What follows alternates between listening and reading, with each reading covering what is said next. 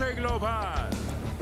Get ready to wave your flags tonight on Combate. It's USA versus Mexico and the return of Slick J Justin Vasquez after his flying knee knockout heard around the world. He makes his Combate return with national pride on the line. Are you ready?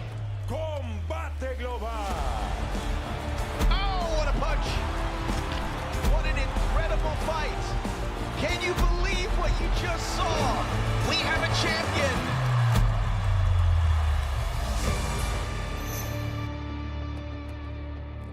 That's right, you're looking at the skyline of Miami, the crossroads of the Americas. Appropriate place tonight for the showdown. That's right, Mexico versus the United States in La Jaula here on Combate Global. It has been hot all week. We are escaping inside Univision Studios. Guess what? It's hot in here too. And I'm not just talking about the music you're hearing from Los Knockouts getting us ready. We're talking about the action that's about to take place in La Jaula. Fortunately, we're ready for the heat.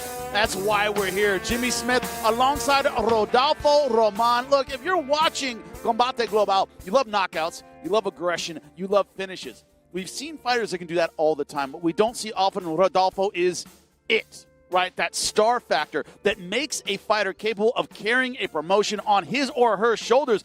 Justin Vasquez, Slick J, has it, does he not? Absolutely.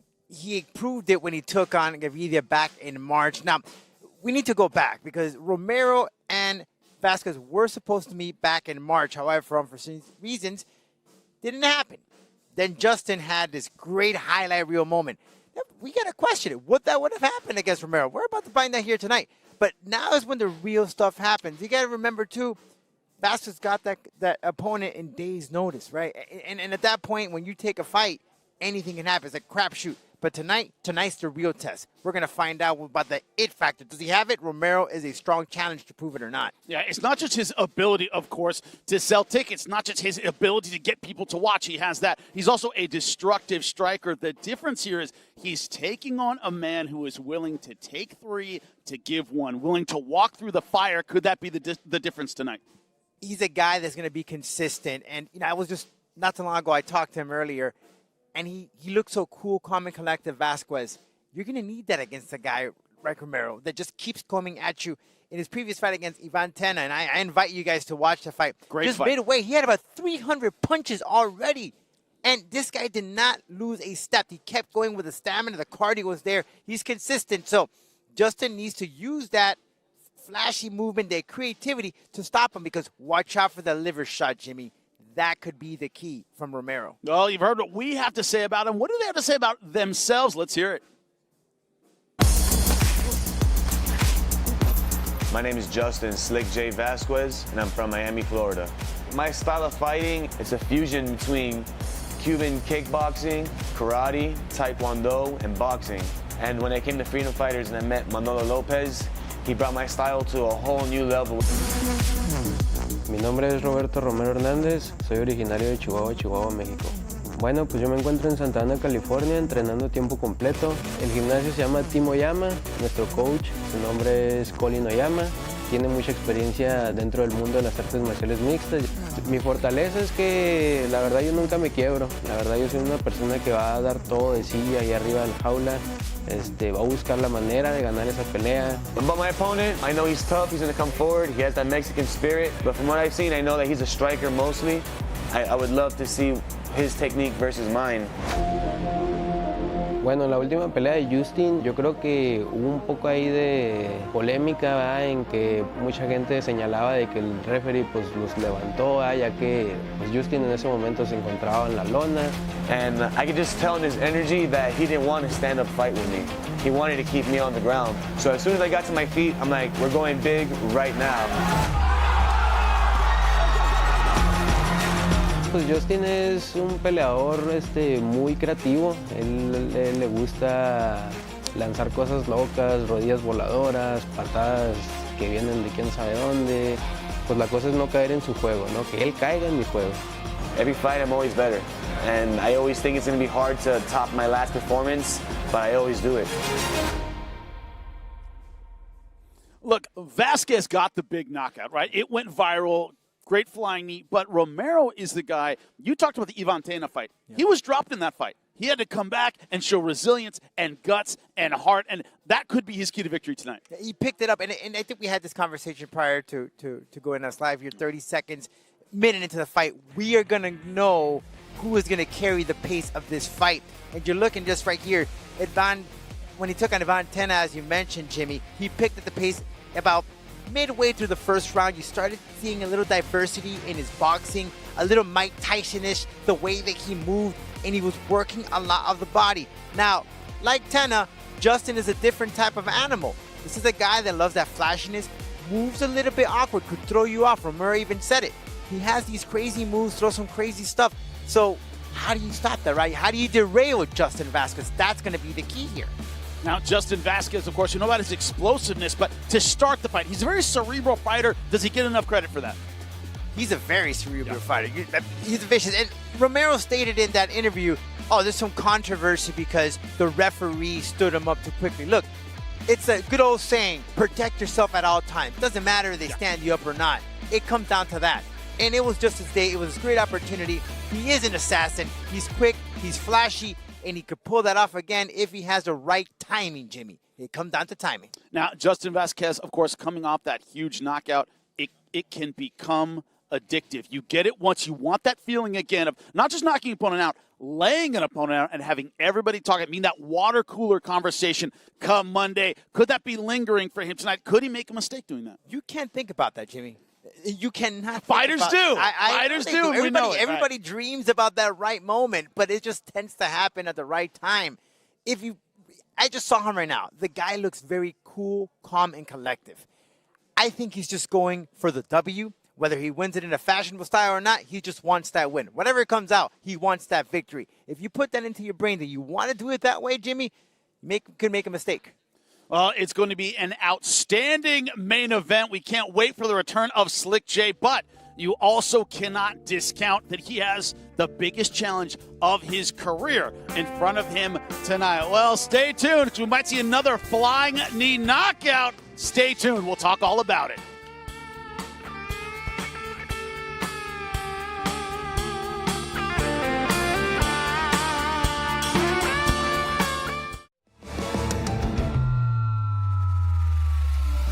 Welcome back inside Univision Studios. The Jaula is ready to go. You hear the beats of Los Knockouts. Nothing compared to the beats we're going to hear once our combatants are inside La Jaula. Feel the bass, hear the drums. I know you're rocking around. You were at a concert last night, right? I was watching Stain. Thank goodness I still have my voice. With the old people. With the ancient, don't get me started. It's sad, but it just is what it is. AARP's around the corner. Jimmy Smith alongside Rodolfo Roman. Fortunately, it's not around the corner for our two fighters, Adam Ortiz, Ismael Zamora. These guys are keeping a schedule that would drive most fighters right into the ground. They fought a combined 8 times in 2022. Now, there's something to be said for keeping busy, right? You're never really out of shape. You're always in camp. You're always ready to go. But it can grind you down at a certain point. But these two fighters, young, hungry, ready to go. They think they're coming in right now in their prime. Both great finishers. Very consistent. It's just quite amazing. Zamora took a fight in just literally, about 10 days of a difference there? And that's how consistent these guys. Your average fighter, he goes, about 2 fights per year, maybe, roughly, I would say 3, and you're maybe stretching it. But these guys will fight 4 or 5 times if the opportunity is there. Now, Zamora is the type of guy, he has more fights than his opponent.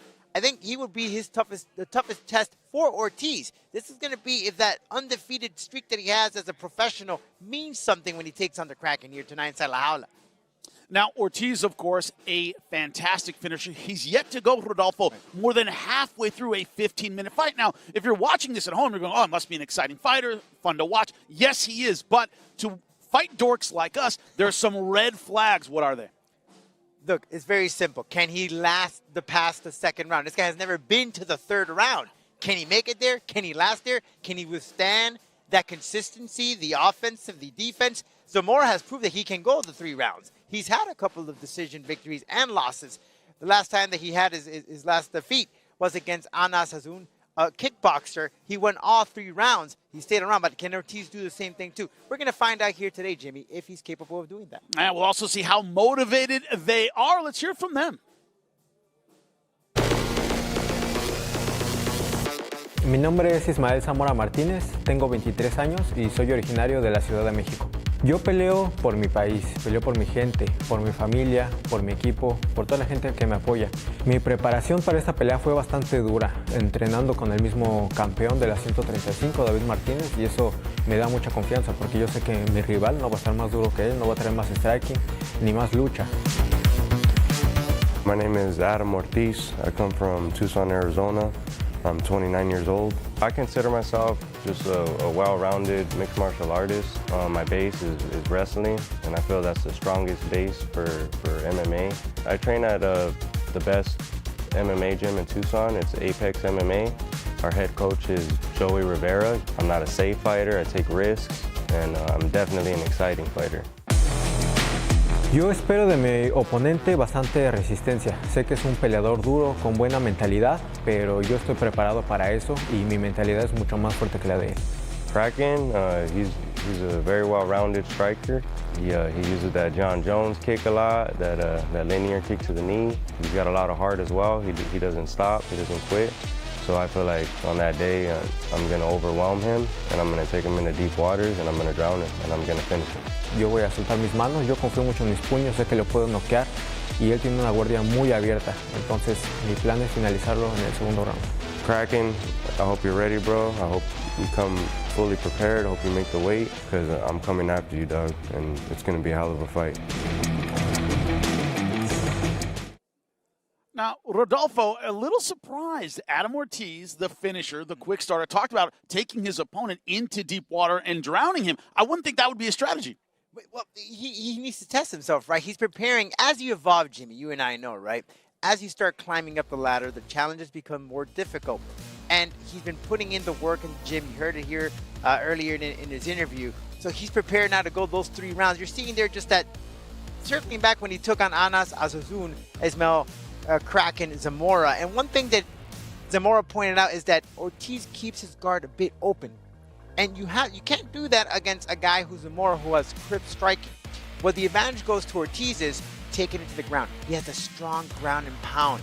It's just positioning his body in the right way, because you can't leave any opening for the Kraken. Good submission. Now, Zamora in previous fights has been dropped and has had to come back. Against Ramon Vizcarra, that was a war. Slow starter, got stronger as the fight continued, but that resilience, we saw that in that fight. Does he need it tonight? He needs it. He needs it against Ortiz, who's pretty compare the two, right? He's more like the powerful, more stronger dude of the two. He's going to need that consistency. He's going to need that cardio stamina to go in there, pick it up little by little as we go. But Ortiz, again, the ground and pound, the grappling will be key for him. Now, also, Ortiz, big for the weight class. When you see him in La Jaula, he is a big fighter, very, very tall. It's one of those things where he comes in with a lot of physical advantages. Now, there's no right build for fighting. It's fighting right for your build. Ortiz is a big guy, but he puts a lot of physical – he makes you feel that weight and that size every time. And that could take some of the stamina out of you in the fight if it goes into the deep waters. We don't know how he'll be in the 3rd round. He's only been to the 2nd round. He hasn't lasted the whole 3 rounds. That could be the key here, but he's been working on that cardio, working on that consistency. He knows what Kraken is about, that he can last all 3, 4, 5, 6 rounds if you give him the opportunity. So that's going to be key here, to work that stamina, keep it calm, and patience. Patience will be key here too as well. Now, Ortiz, this is his 3rd fight of the year. Fought once in La Jaula earlier this year. Had another fight outside of La Jaula about a month ago. So his quick turnaround, 3 fights by this time of the year. Does it start wearing you down? Is he spending enough time in the gym learning new skills? He's been in fight camp basically all year. What could be the negatives and the positives of that schedule? Well, he didn't take too much damage. Most of it, the fight was the 1st round, right? So if you saw 3 foot, compared to a sparring when you're in the gym, right? So as long as you come out good and clean, that's great. So that what comes into the fight is you're feeding off of that momentum, Jimmy. So it does impact you in a positive way. In a negative way is you get hurt. He's not. He's good. Now, do you think, though, his opponent's schedule, Zamora, the fights he had in 2022, he's been regular as well. He's been in the gym constantly. It's not as though we've seen fighters, we'll have some tonight, that have taken a long time off. He hasn't. So you think they'll come in there on equal ground? And especially if you're working with a guy like with David Martinez, the champion, he's going to push you to the edge to learn more and make those changes adapted. Compared to 2022 when Zamora was fighting in a 5-fight schedule in a year, again, which is kind of unheard of. Sometimes you got to slow it down a bit. You can look back at that tape and see, maybe I need to fix a little bit of that. I just talked to a fighter not too long ago who will be competing very soon. He said, look, I had to take a step back because I knew that my groundwork needed some work. So you can be all confident, but we all have holes. We all make mistakes, and we can better at it, and that's what Zamora is doing here in this case. Well, there are going to be absolutely fantastic fights tonight in our co-main and main event, but we also look forward to the future, and that's right, when we come back. Get ready as Rodolfo and I talk about the how for La Loba, coming back to La Jaula when we come back.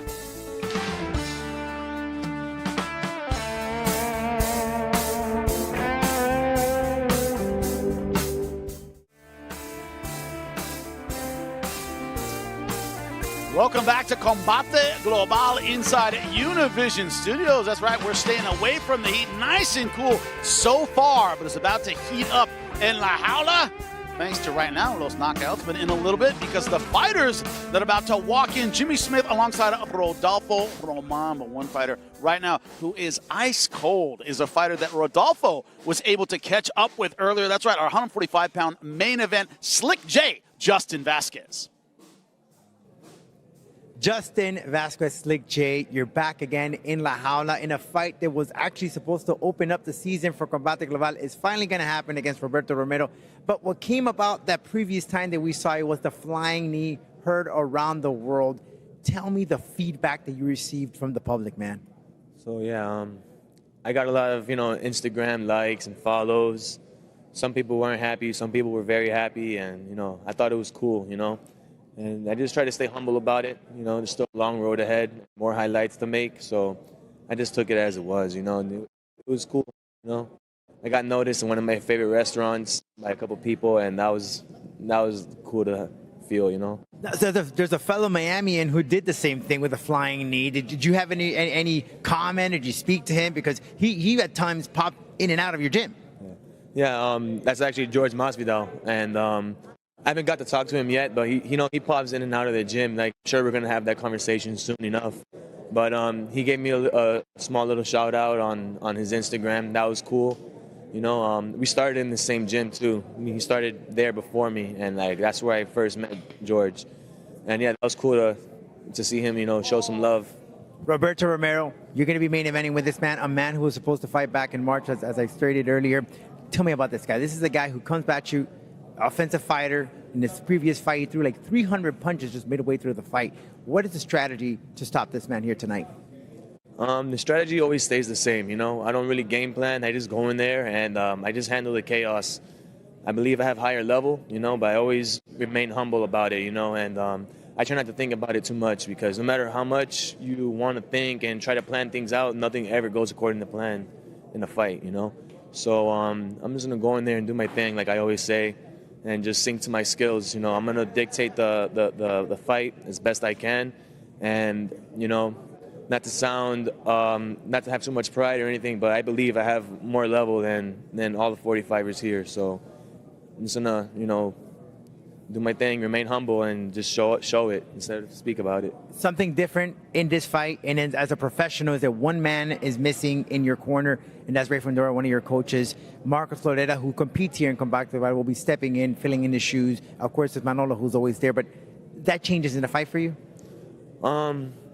It's not going to change the fight for me because as an amateur, I had to fight alone before, and I came out just fine, and, I've been fighting with Ray and Manolo for 10 years now, so I know what to do already, and yeah, I'd rather have him here, but I can always hear his voice in my head, Ray, and I know he's here in spirit, so I'm ready to go in there and get the job done because my training, it's all set in stone already for me, so I just got to do what it.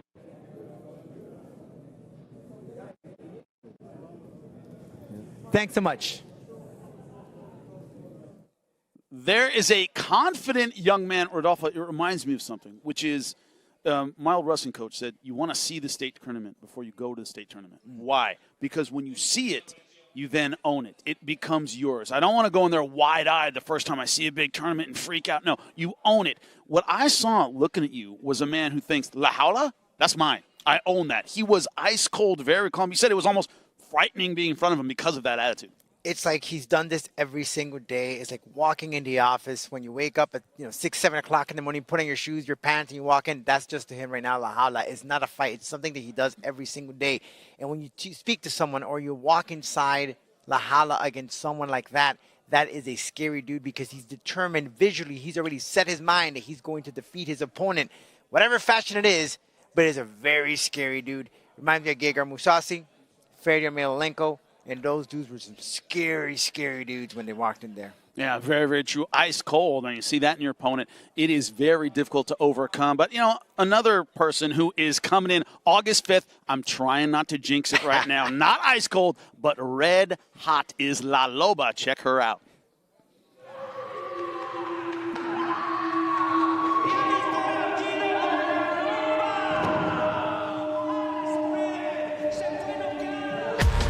Her opponent saw her as just a pretty face. La Loba is the biggest star in Combate Global, but it hasn't been an easy path to the top. Tremendous wins were followed by embarrassing losses. La Loba had to keep proving how tough she was. Punch after punch, La Loba was still standing. She wouldn't give up. A deadly combination. Lucero La Loba Acosta! Your winner, by way of knockout, la vencedora por knockout, La Loba, Lucero Acosta. Ahora sí que todo o nada.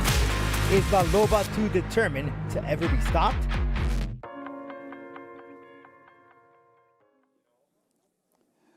Now, see, when I say August 5th, and I say I don't want to jinx it, a lot of fits and starts to her debut in 2023 in La Jaula.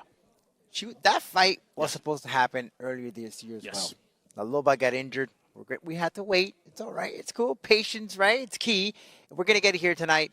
When Silvera with Silvia, when she took the fight previously, which, again, I invite you guys to watch it in Paramount Plus. It was a comeback win for her. So she's ready. She's eager to get that victory, and so is La Loba. So just like Romero, he's overprepared. I'm sure La Loba is, and we're going to see a great, exciting fight. Now, La Loba, early on in her career, just getting started in MMA, but incredibly aggressive, great finisher. Do you think we see her at her best because of that delay? She wants to show what she has. We have seen her evolution. The last time that we saw her was against Seliman, and what impressed me the most was the boxing. Her stand-up was crisp, was sharp, couldn't be taken down, and Seliman has great ground game. So when you put these two together, it's banked, guaranteed to be a really good fight. Well, you said it, and it isn't just La Loba. When we come back August 5th, it is a main card that is absolutely stacked. Now, tonight is one of the most stacked cards we've had all year. You're looking at, that's right, 145 pounds. That is where it all goes down. Roberto Romero versus a returning Slick J, Justin Vazquez. Also,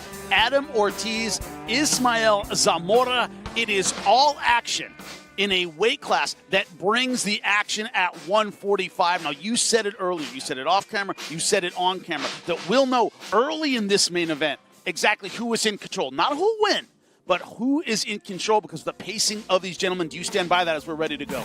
That first 31 minutes will determine the outcome to see who has the advantage. You could take control of that wheel and determine the victory of the fight. It's going to be very fun. That is our main event, but the card is ready to get going. That's right. You see Gonzalez, Zelada, they are on tap when we come back to Combate Global. Are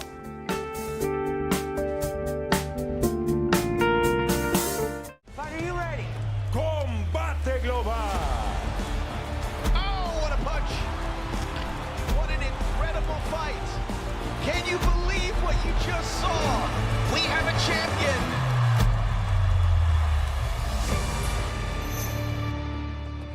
Welcome back to Combate Global. It is hot in the city tonight, Miami, Florida, but people still out on the streets, people still headed to the beach, but stay cool out there, folks. I know we are red hot here inside Univision Studios for Combate Global. That's right, it's kicking off country versus country. USA versus Mexico. There's a line here, but no, you're not Mexican.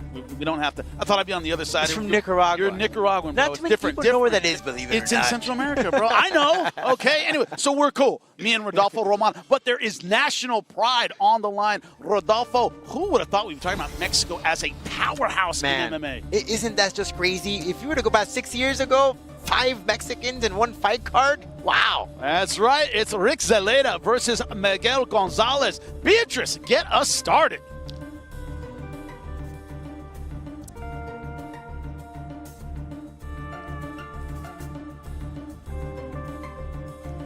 Y arrancamos con mucha más acción, las reglas de la jaula. 3 vueltas de 5 minutos, 3 jueces, utilizando el sistema de 10 puntos. Este duelo en la división peso gallo this bout. In the bantamweight division, los jueces son the judges are Dorian Mirasola, Richard Green Sr. and Richard Green Jr. Y ahora, damas y caballeros, llegó el momento de un ¡Combate global!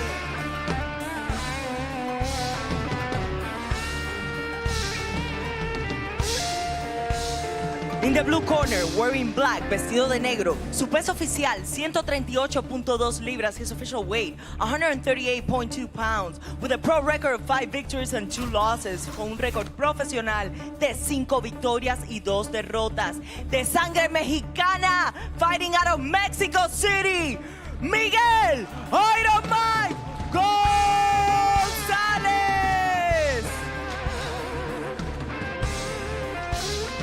His opponent on the red corner, su oponente en la esquina roja, wearing white, vestido de blanco, su peso oficial 135.8 libras, his official weight 135.8 pounds, with a record of 3 victories and 1 defeat, con un récord de 3 victorias y 1 derrota, from Los Ángeles, California, Rick Slick Zelada.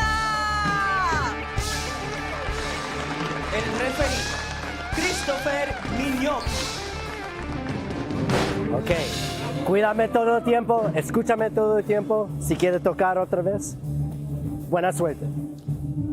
We're ready to get it started. Mexico versus the United States. Miguel Gonzalez representing Mexico in the black trunks. Rick Zelada Round in the one. You red, ready? white, and blue You ready? representing Fight. the USA. We're underway.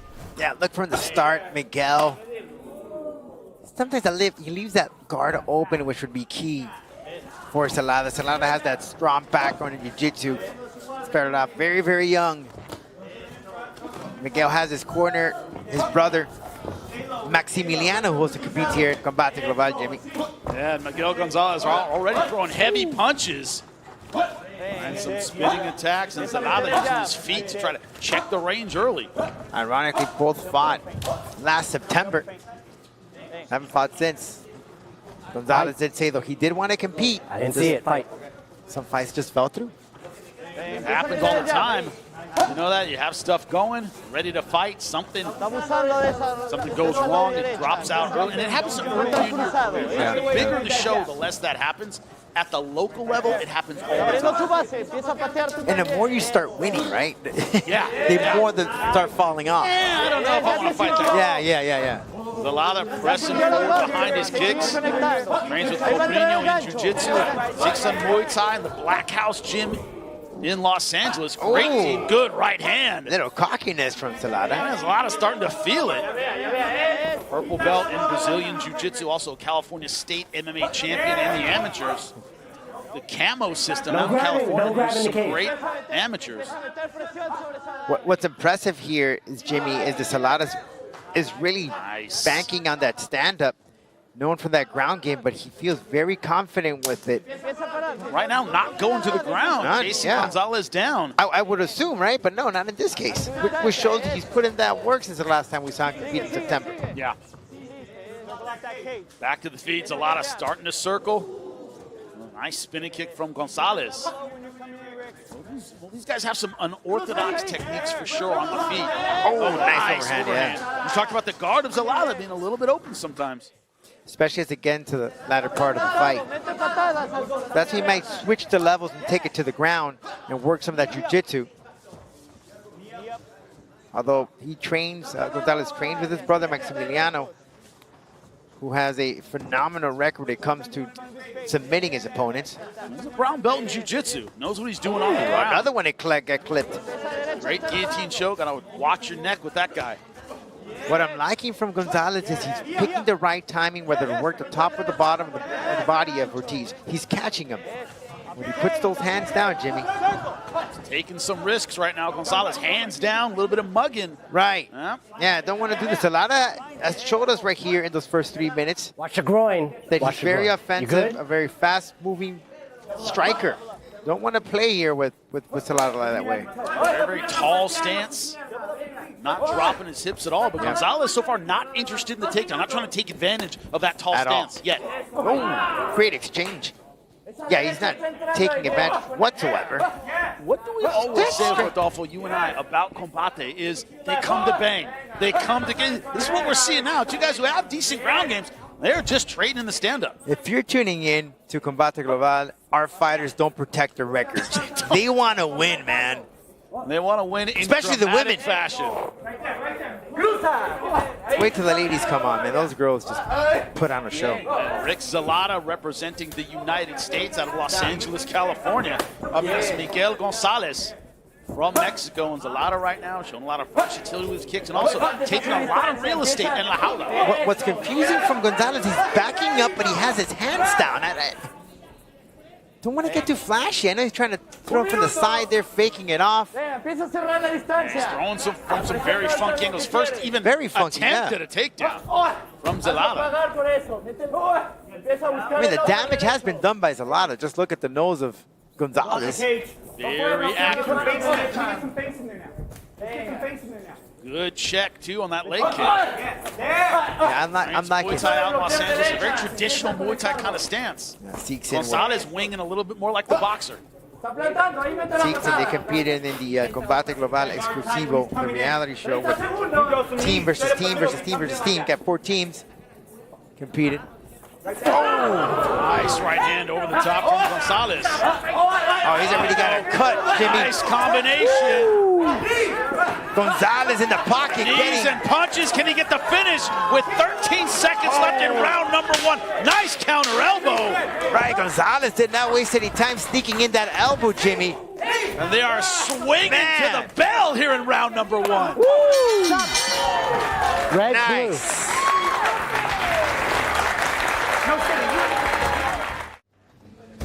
Welcome back to round number 2. Round number 1, a war between Miguel Gonzalez, representing Mexico in the black, versus Rick Zelada, representing the United States in the red, white, and blue.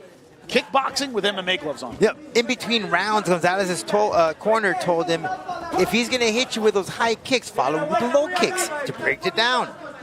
And he also complained to the referee, did Gonzalez, headbutts, about headbutts and groin strikes. There were a couple of warnings for groin strikes. I can't say I saw any collision of that. Yeah, maybe in the clinch we missed it. It was too fast, but didn't see any.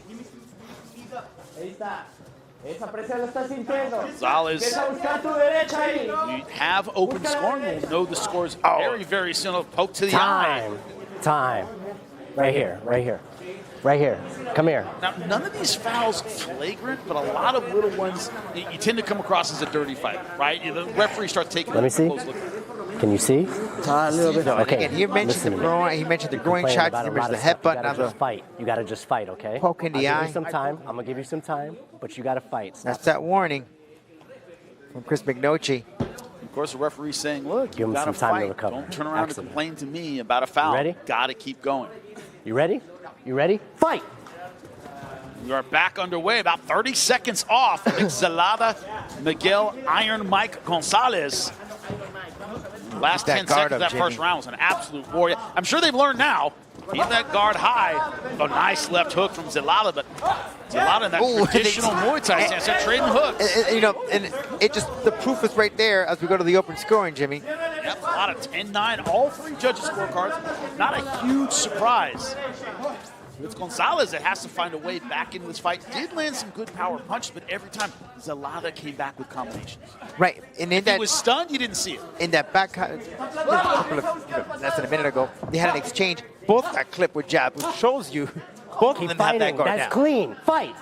That referee's saying that's clean. Keep fighting. Referee doesn't say stop. You keep going. Protect yourself at all times. Yeah, referee tends to be a little bit off the rails. They say, why are you complaining to me? Keep fighting. Yeah, one thing about Zelada is he is throwing those teep kicks, those leg kicks. A few of them have strayed to the groin, but according to the referee, last one was clean, and Zelada's still throwing them. A lot of times when a fighter gets warned, Rodolfo, they stop using that weapon. Zelada's still throwing the He's kicks. still throwing them in. And right now he's doing it great. That's that Siksan Muay Thai they teach out there. Muay Thai in LA, no joke. Yep. I spent way too many hours doing Muay Thai drills out there. North Hollywood Muay Thai. Tough place to learn. And then the next day you can't walk. Oh, next day, you barely get to your car. Give me some knees first. See what happens in the clinch here. Over-under position. Both guys pummeling forward. Nice. Great elbow elbow on shot top. there, yeah. Zelada only 3-1. This is only his 5th professional fight. So a lot of training. Tons of it. He sees that experience. But I'm really surprised we haven't seen much of that ground game here. He's a lot of confidence. Nice Muay Thai. left. That caught fighting, Zelada keep coming in. Someone's mouthpiece coming out. Fight. Fight. A lot of sportsmanship between these two fighters, but Gonzalez, though, it's been that hot-shotting style. We'll land one big one, but Zelada's been the more consistent flowing, with the kick it, yeah. right, combinations, mixing it up. That's what made the difference here. The Superman punch. Quick one, not overly committed to it. Another right hand sneaking in. He's finding the gaps in the defense of Gonzalez. Those kicks right there, Jimmy, you and I know, that's just typical, textbook. Oh, good left hook nice. again. Oh. He's going for the kill now, Jimmy. One thing about Zelada's style is hasn't so far, Rodolfo, he doesn't turn over any one punch. Right. He can land a few of them, but isn't necessarily pursuing the knockout. But he more reminds me of a sprinter. He'll come in with those combinations, pop, pop, yeah, pop, pop, stop. So far, both fighters doing a good job when it comes to pacing and gas tank. They're both throwing very, very well. No one running out of gas in what has been a frenetic fight. 1 minute left in round number 2. Yeah, to stop those kicks, Jimmy, though, Gonzalez needs to get in there, work that lead leg, low kicks to stop him. He's giving him a lot of space there, Jimmy. So far, content just with the box. There's First the first commitment to the takedown. takedown, single leg. Zelada on top. 40 seconds left to go. And this is Zelada's expertise here. Quick leg lock attempt, using that to get back to his feet. He loves the guillotine. Oh, Gonzalez boy. considers it his best weapon. It is deep. 25 seconds left. That's enough time. But Zelada, very experienced here. Knows how to get out, but he does have it deep. Pull it off right there. Beautiful Sweat came job. a little bit into play, though, Jimmy. It does in round number 2. Round number 1, that might have been that's over. debatable. But Gonzalez trying to finish aggressively. Could that be the tipping point in the fight? He's going after a tired Rick Zelada to end round number 2. Stop. Red, blue.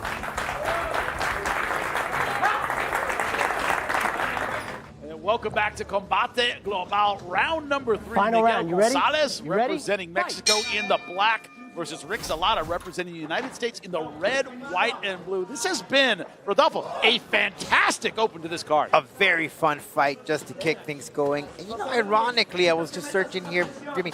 The only loss that Zelada has been by the hands of Ismael Zamora, who'll be fighting a little later. Outstanding fighter, Yep. very, very experienced. Rick Zelada fighting like a veteran in there. Nice, composed. I like his pacing, his energy. It is Gonzalez, and we'll know the score in a second. Watch his who groin, appears to please. be behind the 8 ball. No time for that. Fight. There's a lot of comments that have been made by referee and Jimmy. He's lost the referee. The Yeah. referee's like, dude, stop. Just keep fighting, Yeah. dude. This is a fight. Yes. I'm not here to have coffee. Sometimes it's good to let the referee know he's hitting you low. Sure. Whatever, no, but when the ref is clearly many. not on Yeah. your side, it's stop. Yeah. And that takes away from the momentum. Yeah. You know, if you're something you're feeling it out, to stop. Once again, no answer for the crisp, None. straight right hand of Zelada. It isn't knockout powerful, but it's been accurate all night. There it is again. Wow, one judge has it tied, 19-19. I think that late flurry at the end probably stole the round from Miguel Gonzalez in round number 2. But it doesn't matter. 2 judges have it 2 rounds to 1. Oh, another good right hand. Miguel Gonzalez needs a knockout in round 3. But look how Zelada leaves himself open, Jimmy. I mean, uppercuts, forward. Yeah. body shots would have stopped Zelada from moving forward with those flurries. And he keeps doing it. Tends to march forward without moving his head. No defense there. Yeah, no head movement from Gonzalez. Gonzalez, though, just staying in front. Easy to hit with those straight punches. Hey, kudos to Zelada. He's definitely listened to his corner. They said exactly what he's doing. He heard them right. Just keep on throwing anything out there, see if it works. Look at these numbers. 250 for Zelada thrown. He's landed 179, just over 70%. Gonzalez getting close to 200, 193. Both these guys very, very busy. Very active. Zelada. Very active, both. Now we go to the ground game. This is where Zelada is very confident. You gotta work. But we gotta take in consideration, Jimmy, all those kicks, all the punches, all that endurance and stamina he's put into it, the energy that he's put into this fight so far. How much gas does he have on the ground? Because you know, in the ground is a whole different type of fight game. Going for the guillotine once again. That's his bread and butter. Only half butterfly guard. Now has full guard. Now it is much more dangerous. Can Zelada get out trying to escape? He pulled this off against Chris Boasso back in November of 21, Jimmy. He might be out. He may be out. Nope. Just put the thumbs up. Looked a little bit limp there. That's how he defeated Boasso by guillotine choke in the 2nd round. Can he do it in the 3rd round against Zelada? Absolutely not. Good job from Zelada pulling his head out. And then going for the guillotine. You don't get it. It costs so much from your arms and back. You are very tired if you don't get that choke. Good way of Zelada, though, just positioning here. Confident. Work the ground. Rodolfo, he knows he has it in the bag. Right. If he starts the fight on top, if he ends this round on top, so don't expect him to do that much, right? He's wary. Right now, he's in neutral. Yeah. He's in cruise control. Exactly. Right now is when Gonzalez needs to step up. Chain the submissions together, go for 2 or 3 submissions at a time, not just one. And he's setting up here maybe for a triangle, something. Put an angle on that. Clock is ticking. 1 minute left in round number 3 in a fight where both fighters have left everything in la jaula. Very active. Those numbers. I want to see both these fighters again. Seriously. Give him another 2 rounds, why don't you? Good job from Zelada leaping in on the hammer fist, deep half guard position, but end up in triangle there. Zelada back to the feet with 40 seconds left. And now Zelada here is just a move around. Well, going for the takedown. Got 30 seconds to go, Jimmy. If you got it, throw it. Can't take it home with you. He needs to throw something very, with a lot of power. Working the body, and maybe too little, too late. He needs that big shot under 20 seconds in the fight. Once again, we have open scoring. He is going to lose if this goes to the judges. Yeah, he has to throw that overhand. Was working with him earlier, but Zelada just throwing everything. Ending the fight on attack. Appropriate after the war we have just seen for 15 minutes. Great performance by Rick Zelada.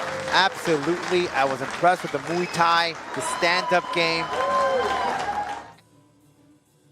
After 3 rounds of much more action, this is the final decision. Después de 3 vueltas de mucha más acción, esta es la decisión final. Juez Dorian Mirasola anota 29-28 a favor de Miguel Ángel González. 29-28 in favor of Gonzalez. Richard Green Sr. anota 30-27 a favor de Zelada. 30-27 in favor of Zelada. Richard Green Jr. anota 30-27, 30-27 in favor of the winner. And the winner, by way of split decision, el ganador por decisión dividida, Zelada! I'm a little concerned one judge saw it the other way, but the right guy won. Yes. The right guy got his hand raised. Yes. And we talked about it when we pulled up the open score, and we're like, a little scratching of the head, but Zelada, there's no doubt, he was the one that came out on top here.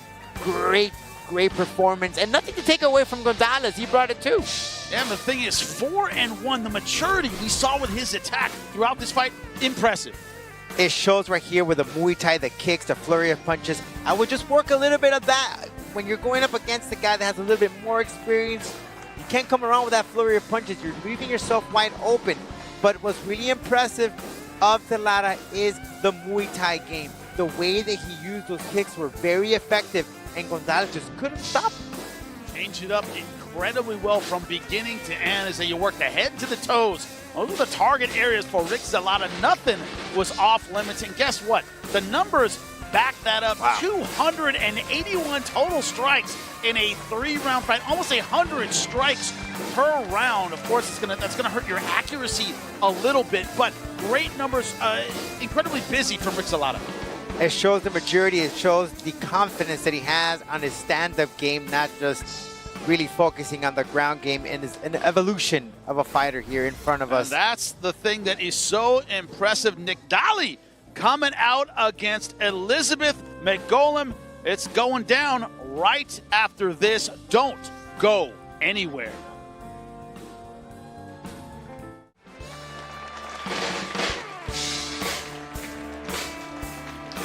Welcome back inside Univision Studios. Elizabeth Mogollan versus Nicdali. She told us she just goes by that name, so that's what we're going to do. You said the ladies always bring it. We expect that tonight. Mogollan is coming off a victory from the last time. Her first one as a pro. Speaking of the momentum, and looking forward to the return of Nicdali. Yeah, Beatrice, let's get the ladies started. Entering the jaula, Elizabeth Mogollan.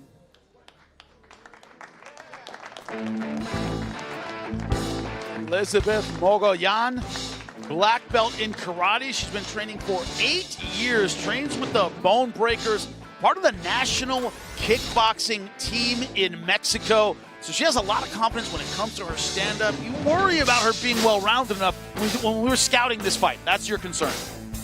Jimmy, when I spoke to her, I said, how does it feel? You finally got that first win. It took him 5 shots, but the 5th one was the lucky one that won him. Hey, a win is a win. She took it on Diana Sanchez. Yeah, it was a victory. Story's not done. I need to continue up picking up wins and change up the path here. What you can expect from her is she has sometimes of an awkward stand and throw some loopy punches at times. And you'll see the same hand combination. Maybe she's evolved from the last time we saw her in competition.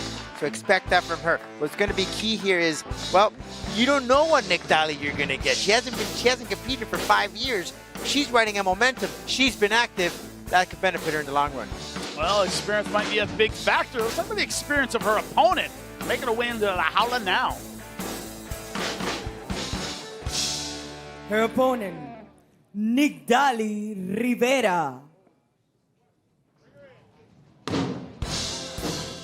Nicdali, you mentioned the layoff, but 19 pro fights. When we talk about experience, it's incredibly one-sided. Nicdali much more experienced, but momentum is about what did you do last, right? The last thing Avila, Mogollan did was win, right? Momentum, experience are on opposite sides of it right now. I appreciate Nicdali's honesty. She told me, I asked her, why were you away for 5 years? Well, one thing is she became a stunt double, right? She went to stunt double school. That'll do it. Right, that's one of them. She created a comic book, which sold out. That'll do it too. But she decided to dedicate a lot of time to the ground game. She was honest. Listen, I need a little help in the ground game. I went to 10th Planet. I started working on my ground game. Now I feel like a full-rounded fighter, and I'm very confident with my jiu-jitsu. So this is the person that we're going to get inside La Jaula. It's like starting your career all over again. Kind of like those 19 fights are kind of pushed aside and started brand new. Here's the thing is that you don't learn in camp. You refine what you already know. Sometimes it takes time off to build new skills, and she will need them tonight as we look at the head-to-head. Rivera 3 inches taller than Mogollan. Also a slight reach advantage. They weighed in almost exactly the same 3 inches. Callis, get us going.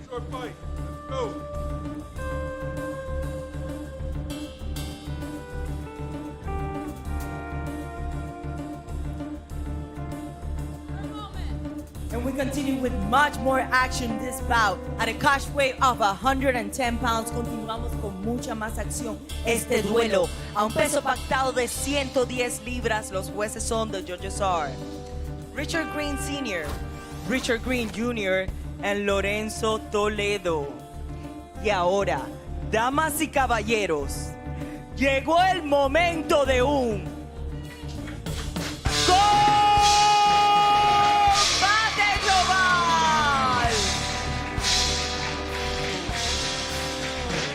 in the blue corner, en la esquina azul, vestida de negro, wearing black. Su peso oficial, 109.6 libras. Her official weight, 109.6 pounds. Con un récord profesional de una victoria y 4 derrotas, with a pro record of 1 victory and 4 losses. Fighting out of Mexico City, Mexico, Elizabeth Mogollan!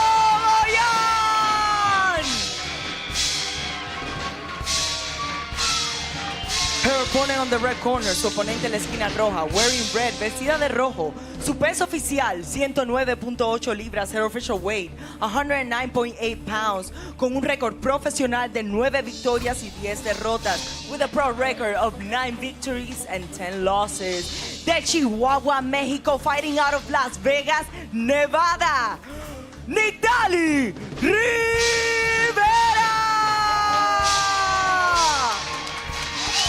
El referee, Isaac Cabal.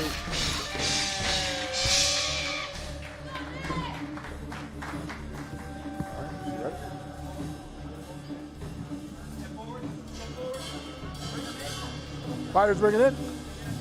Okay. We talked about the rules in the back. Do you have any questions? Obey my instructions. Touch gloves if you want. Good luck. After your corner. Doors closed. Ready to get underway. Elizabeth Mogollan, representing Mexico in the black, Nicdali in the red, representing the United States. Time ready.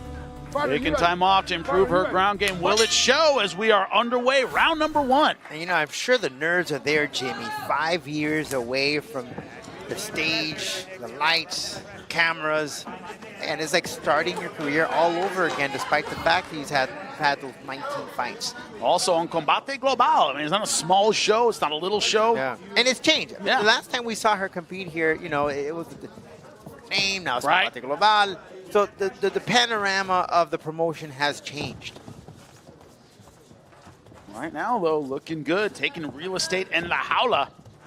Making Mogollan work from the outside. So a lot of eyeballs on Nicdali. She's an influencer, has a lot of following. Does she influence you to do anything? Artistically, she's an artist. There you go. Cool There you go. I like that. She did a we're just too old skit for there, that. Mortal Kombat stuff. They're pretty cool stuff. Got to give her credit for that. We're just too old to be influenced. It's too late. Yeah, Can't we're influence us. done. We're done being influenced. But right now, the influencer in the red, though. Hands high, staying tight with the right hand. And behind her jab, nice leg kick. Yeah, what you see from Mogollan is that quick, fast pace, lots of feinting, but she tends to not move forward too much. And she'll throw in those loopy punches, and you'll see that 1-2 combination.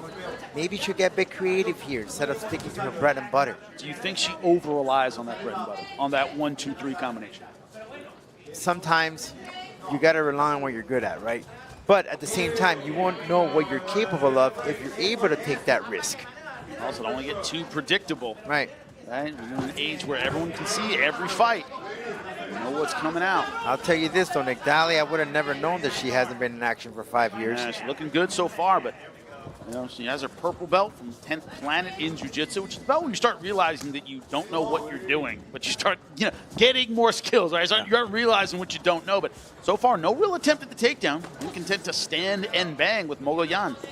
Her husband also is her coach, also fought professionally. Good job keeping that right hand up. Head kick would have landed. Crazy to think Nicdali, her first fight was back in 2016. Wow. That's a long time. That's a pretty long time. My last fight was in 2006. And, you know, she said it. You know, she's 33 now, but, you know, basically in her diapers when she started as a pro. And sometimes you have to take that step back. Man, also, man, just the mental maturity, right? Like from when you start when you're a kid and you're now 33, and it isn't just experiences in the cage or in the jaula, it's experience in life, right? You just get more mature, you get better at things. And right now, right, that 25, 33, 35, that's your peak for a fighter, roughly, for the most part, right? I'm glad you added as a fighter. I'm glad. Thank you, Rodolfo. Appreciate that. As Nicdali now keeping the pressure on. Mogollan, to your point, a lot of feints, a lot of movement. Not to wonder about her gas, though. She's just using a lot of that frenetic energy. She has it. And, you know, if you look at it, the losses, she's had 2 losses by split decision. Frustrating. And that kills you, you know, mentally. You're like, because you almost nearly had it. So that's when you need to bring in some new stuff into your arsenal, not just stick to your bread and butter. Losses are where you learn, what could I have done differently? Who wins? And she's at 3-2 as a pro instead of sitting at 4-1. I'm sorry, 1-4. Yep. Oh, nice right hand. Mogollan starting to find her range. She'll keep doing that 1-2 combination, maybe throwing a hook. But as soon as she throws it, she'll back off. And that's what you'll keep seeing from her. Now that constant reset. Yeah. Always playing the outside. Nicdali's doing a good job of moving forward. I think she needs to keep doing on the offensive. Maybe he's a little faint. To your point, it's Nicdali has been the one so far that hasn't changed up her offense very much. Not much. Staying on the 1-2. Very stale, yeah. Taking real estate, but not changing things enough to break through the guard of Elizabeth Mogollan representing Mexico. And she's feeling into those feints. She's biting, you know, she's taking the bait. I'd like to see if Nicdali would show some of that ground work that she's been working on. No real attempt at the takedown. Coming up on 15 seconds left to go in round number 1. There's that exchange. You see Mogollan, she'll back off. Good job angling away. Nicdali now getting aggressive at the end of round number 1.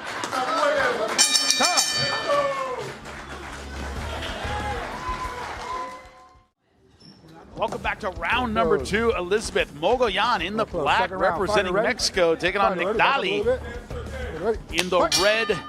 Well, not just the red outfit, but the red hair as well, representing the United States.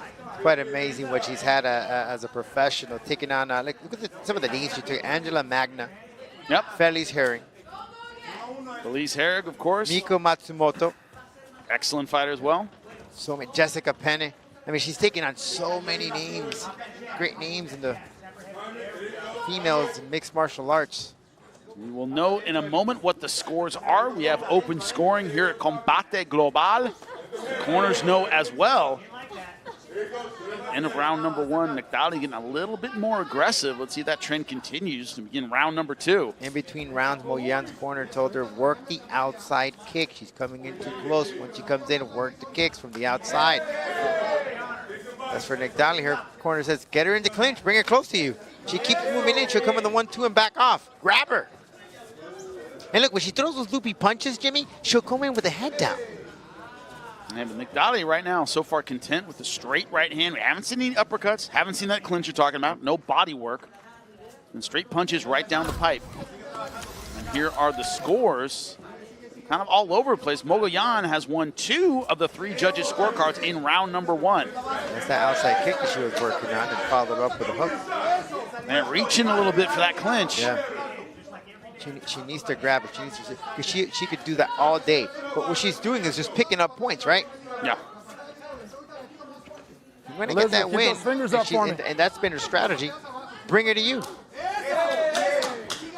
Leg was there for the catch-in for Nicdali. Man, a little surprised that hasn't been a commitment to the takedown. She told you she's been working on that ground game. That's why she took the time off. Has her purple belt. There it is. There she attempted. Yeah, not much of an attempt. Didn't commit with the hips, didn't change her level. A little bit of reaching there. Good from Mogollan, really working now the low kicks to set something up.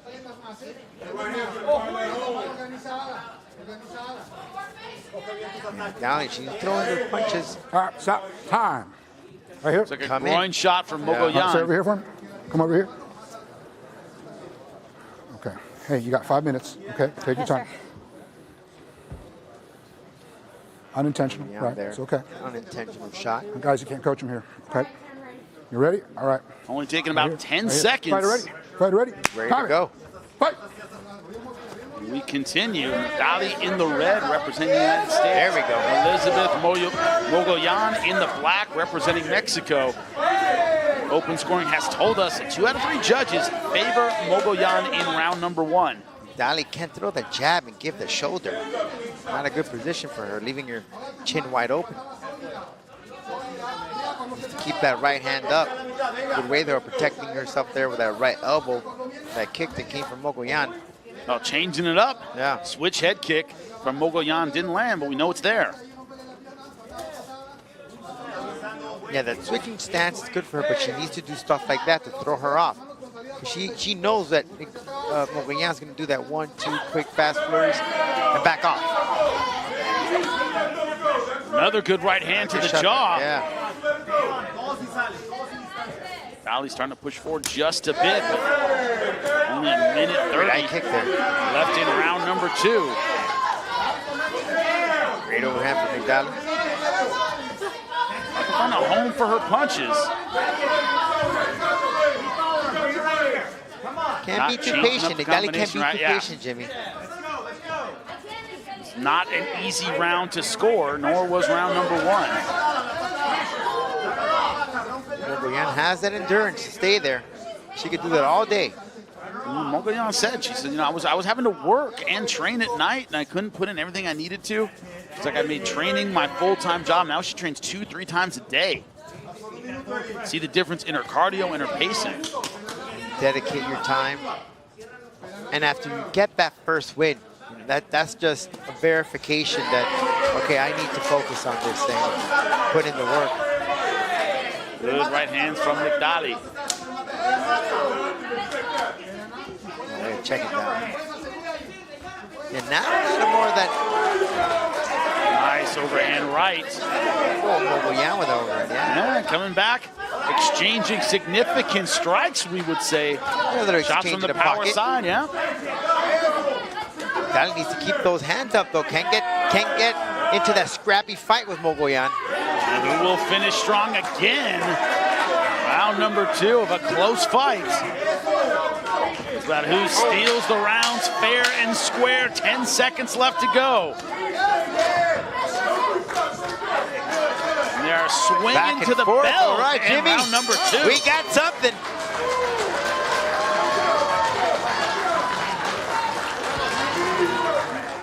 Fighter, third round. We are ready to begin round number 3.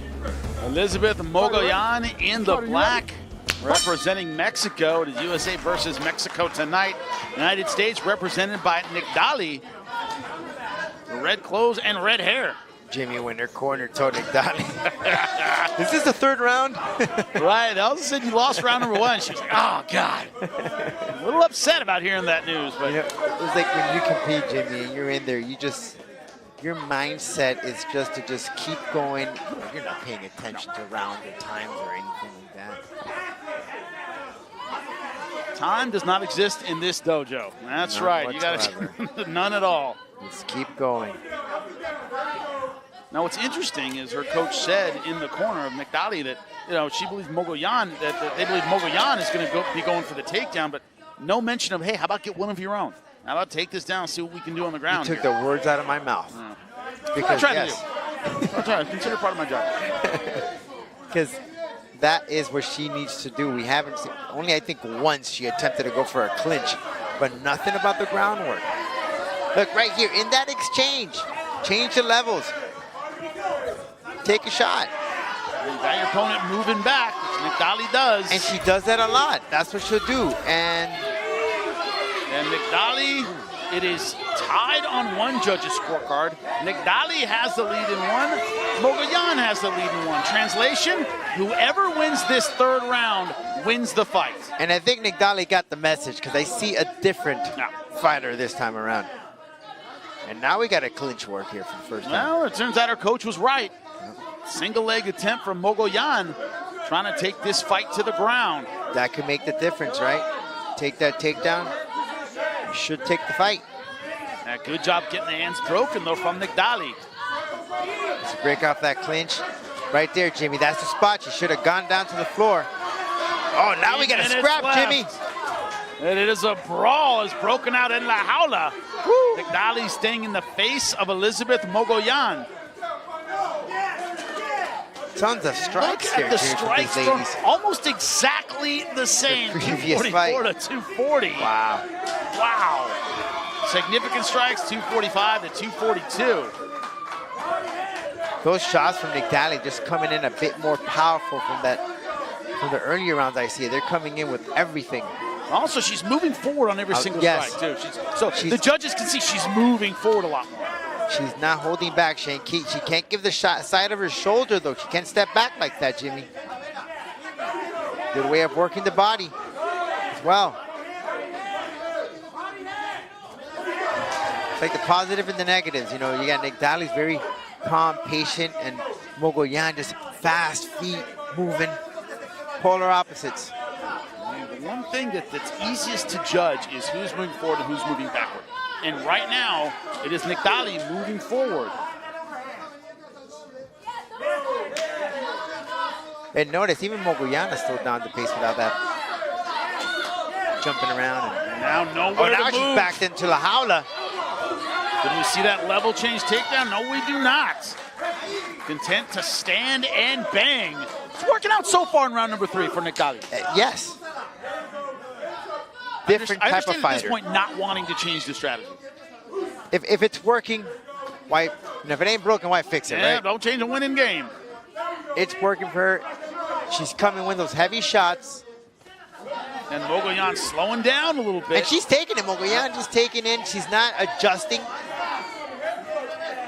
Still the same type of fighter. It's the first time I see her throwing in with that uppercut. A good way of Nicdali. It's like a shark, right? Just following her prey, attacking, striking. Good head movement by Nicdali.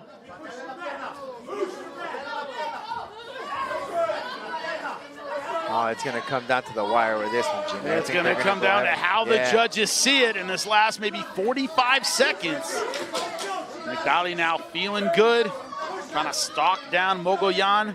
Effective in round number 1, but Mogollan less effective rounds 2 and especially round 3. Oh, another good right from Nicdali. Another one. Those rights have been landing for Nicdali in this third round. I think she realizes that a lot of the steam has gone out of the punches of Mogollan. She's going to walk through them in this last round. Not a lot of power in that, but Nicdali does have it.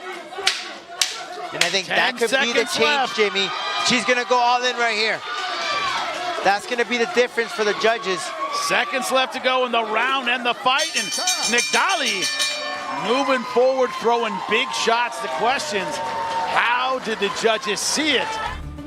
Después de 3 vueltas de mucha más acción, esta es la decisión oficial. After 3 rounds of much more action, this is the final decision. Juez Richard Green Sr. anota 29-28 in favor of Rivera.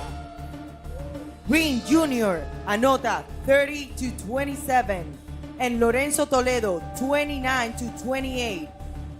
And the winner, by way of split decision, el ganador, la ganadora por decisión dividida, Nicdali Rivera! Split decision, but It was that third round was the difference. That was 100% the difference. I just got a message from El Jefe, Cameron Blair, and he said 5 years ago he was shocked to think that Nicdali was just going to call it quits. Tonight he's impressed because of what we saw from that young lady. And this is why aggressive from the outset.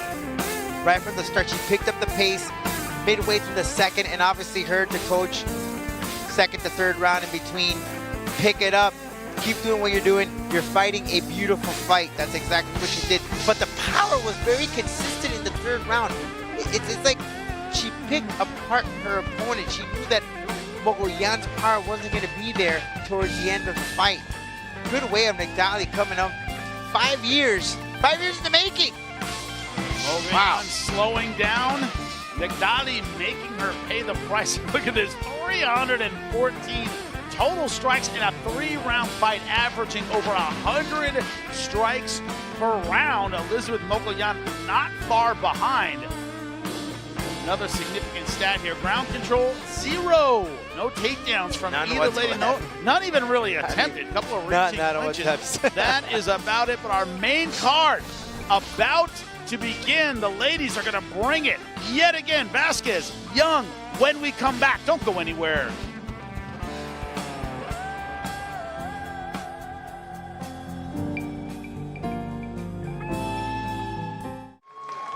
Welcome back to Univision Studios. Dulce Vasquez and Naomi Young both in La Jaula and ready to go. Jimmy Smith alongside Rodolfo Roman. And Rodolfo, when you were talking about Naomi Young, you talked about powerhouse. Those were your exact words. Powerhouse, powerful, great at moving forward. Do you think she uses that tonight? She needs to against a very young Dulce Vasquez. She has a lot of power, especially in her shoulders. Great, powerful kicks. She's going to be consistent, and she has the cardio. But she's taking on an 18-year-old Dulce Vasquez.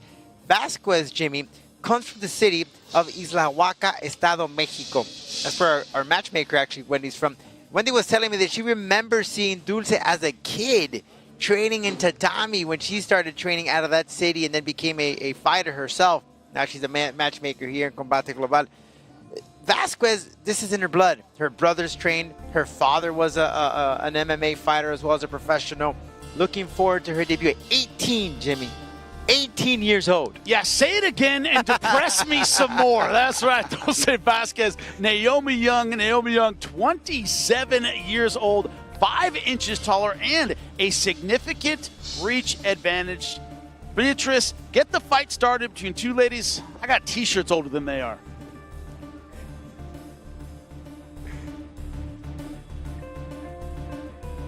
Continuamos con mucha más acción este duelo. A un peso pactado de 120 libras. We continue with much more action this bout. At a catch weight of 120 pounds, los jueces son the judges are Lorenzo Toledo, Dorian Mirasola, and Richard Green Sr.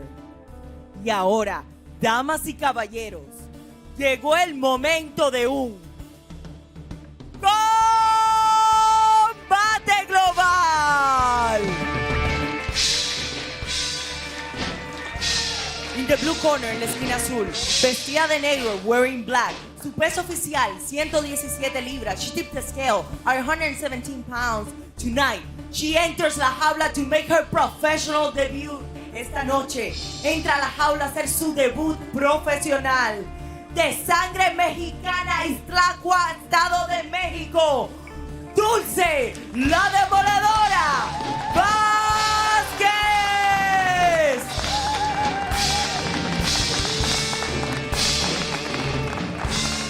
Her opponent on the red corner, la esquina roja, vestida de blanco, wearing white. Su peso oficial, 119.8 libras. Her official weight, 119.8 pounds. She enters la jaula with one defeat. Entra a la jaula con una derrota.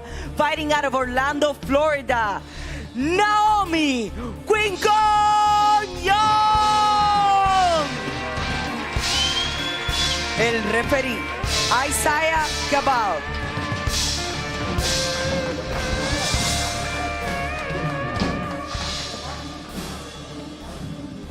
Fighters here, fighters center. Okay, fighters, we went over the rules in the back.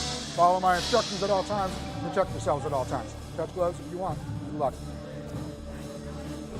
USA versus Mexico. Dulce Vasquez in the black, making her pro debut, representing Mexico. Naomi Young in the blue and white, representing the United States. We're underway, round number 1.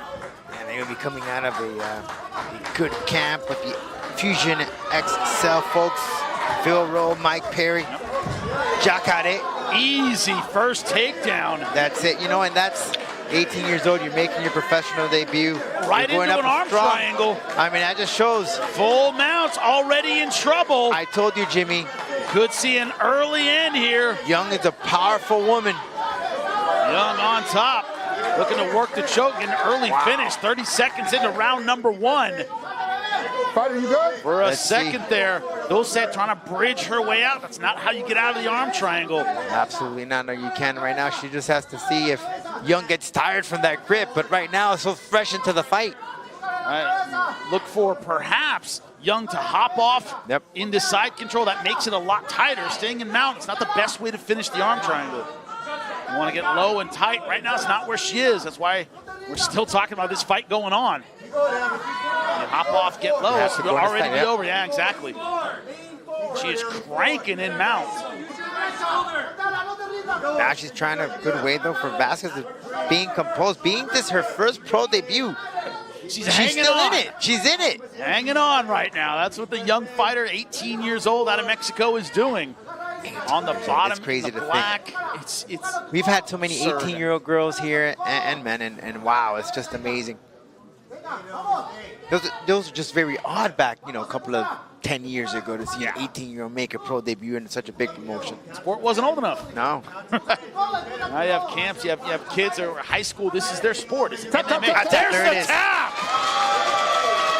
Fought as long and as hard as she could. In and out. But unbelievable performance, Naomi Young. Arm triangle finish. She got Hard her first victory. lesson, right? For Dulce Vasquez, but a well-earned victory for Naomi Young. The emotion on her face. Nothing like that first win. You'll have other wins in MMA. This is win number 1. Nothing like it. It's a wipeout. Wow, to open our main card. Great stuff from Naomi Young. El tiempo oficial, 1 minuto y 46 segundos en el primer round. The official time, 1 minute and 46 seconds of round number 1. And the winner, by way of submission, la ganadora por sumisión, Naomi Young! From start to finish, takedown, right in the mount, right into the arm triangle, right into the top. Couldn't have gone any better if she had scripted it. This is what you visualize when you're at home thinking about your first MMA win. It goes exactly like that. Congratulations.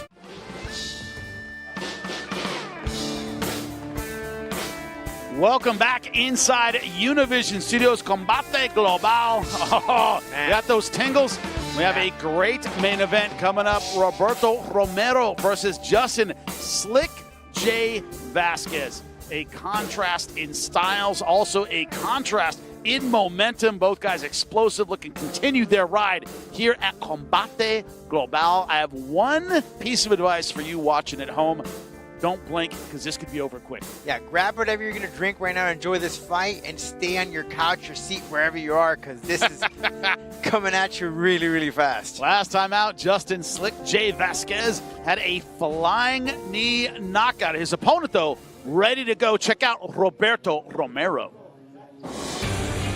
Yo elegí California porque aquí la verdad se concentra un gran nivel de peleadores aquí en este gimnasio. Kimoyama la verdad me han acogido muy bien, me han unido al equipo y la verdad es de que pues, he progresado mucho y aquí seguimos. Pues la diferencia de entrenar en México y en Estados Unidos para mí es el nivel, la experiencia que ellos tienen. Ellos han estado aquí fogueándose con lo mejor de lo mejor, vienes y aprendes mucho de ellos. He conocido muchos estilos, he conocido muchos peleadores mucho mejores que yo, con más experiencia que yo, entonces pues eso me ha ayudado a evolucionar mi juego. El Charro Negro. Mi debilidad, pues la comida nomás, yo creo, dar el peso es mi debilidad. Mi fortaleza es que yo nunca me quiebro, la verdad yo soy una persona que va a dar todo de sí ahí arriba de la jaula, va a buscar la manera de ganar esa pelea, me voy a encargar de que esa pelea se gane. Lo que él haga para mí no va a repercutir en nada porque pues la cosa es no caer en su juego, ¿no? Que él caiga en mi juego. pues yo estoy preparado siempre para lo mismo, ¿no? De que empezar tranquilo y pues como vaya agarrando vuelo, ¿no? Como una bola de nieve que se vaya dando. Justin, nos vemos en la jaula de combate global. Espero que lleves tu mejor versión, tus mejores armas, porque yo vengo dispuesto a finalizar.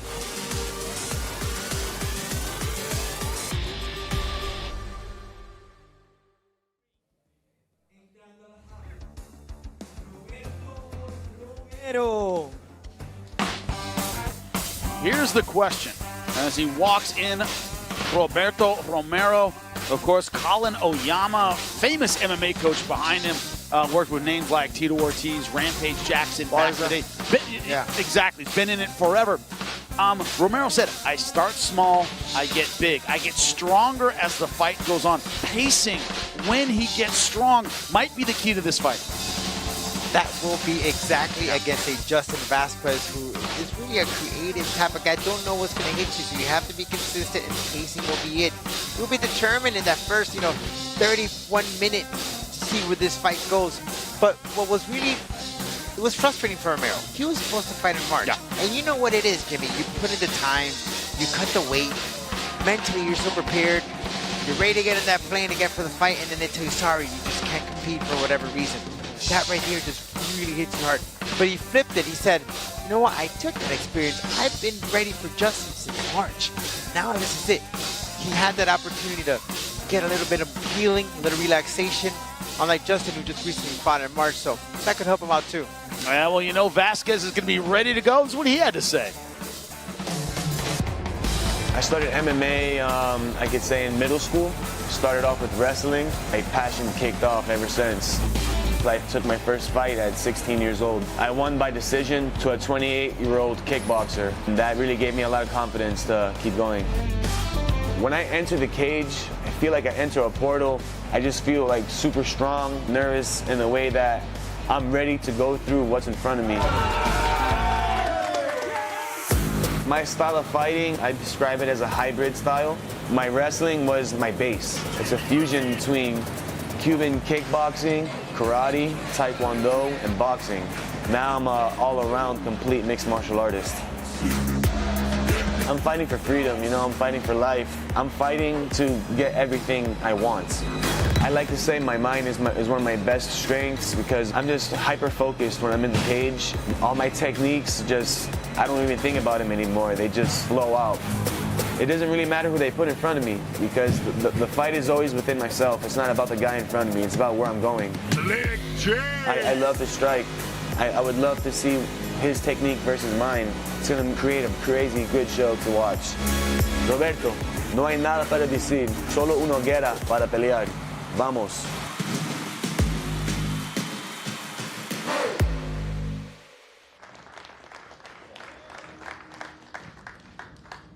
His opponent, Justin Vasquez. Slick J, you know him well. Flying knee knockout last time out, right? Trains with Freedom Fighters. He fights for freedom and trains with the Freedom Fighters. Makes sense. You know them, Yoel Romero, Mike Rio, Alex, Bruce Leroy Caceres out of that team. Yoel Romero came out of there. They know what they are doing, getting him ready tonight. Now, his normal coach, not able to be in the corner tonight. A little bit of a distraction? Yes, no? You're so used to going into war with your commanders and your chief that you depend on, so it is a different mindset. But he said, I've been in this situation in the amateurs where I had no one to back me up. And we've seen in the amateur level sometimes, Jimmy, where you take a fight and you know what? I have no coach, find me someone. Justin is determined to get this victory. He too was prepared for Romero. Changed in as far as in March. He got a new opponent. He ended up getting a highlight reel out of it. But hey, here we are today. Justin Vasquez. And Marcos Solera is filling in those shoes for Ray Frondora, who is not here this evening. All the work, as we know, is done in camp. Let's look at the head-to-head. Vasquez, 8 years older than his opponent, but a height and reach advantage that we know he knows how to use. How will Roberto Romero overcome it? That's the question. Beatrice Callis will get us started. Continuamos con mucha más acción. Este es el duelo estelar de esta noche. We continue with much more action. This is the co-main event of the evening. División Peso Pluma, Featherweight Division. Los jueces son the judges are Richard Green Jr., Lorenzo Toledo y Dorian Mirasola. Y ahora, damas y caballeros, llegó el momento de un combate global.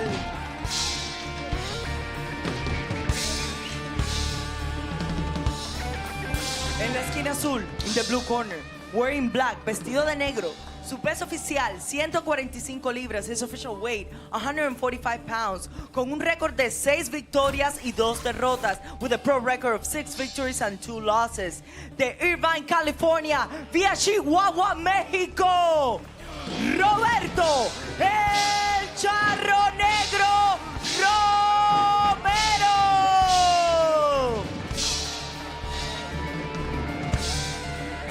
Y su oponente on the red corner, su oponente en la esquina roja, wearing blue, vestido de azul. Su peso oficial, 145.4 libras. His official weight, 145.4 pounds. Con un récord profesional de 10 victorias y 2 derrotas. With a pro record of 10 victories and 2 losses.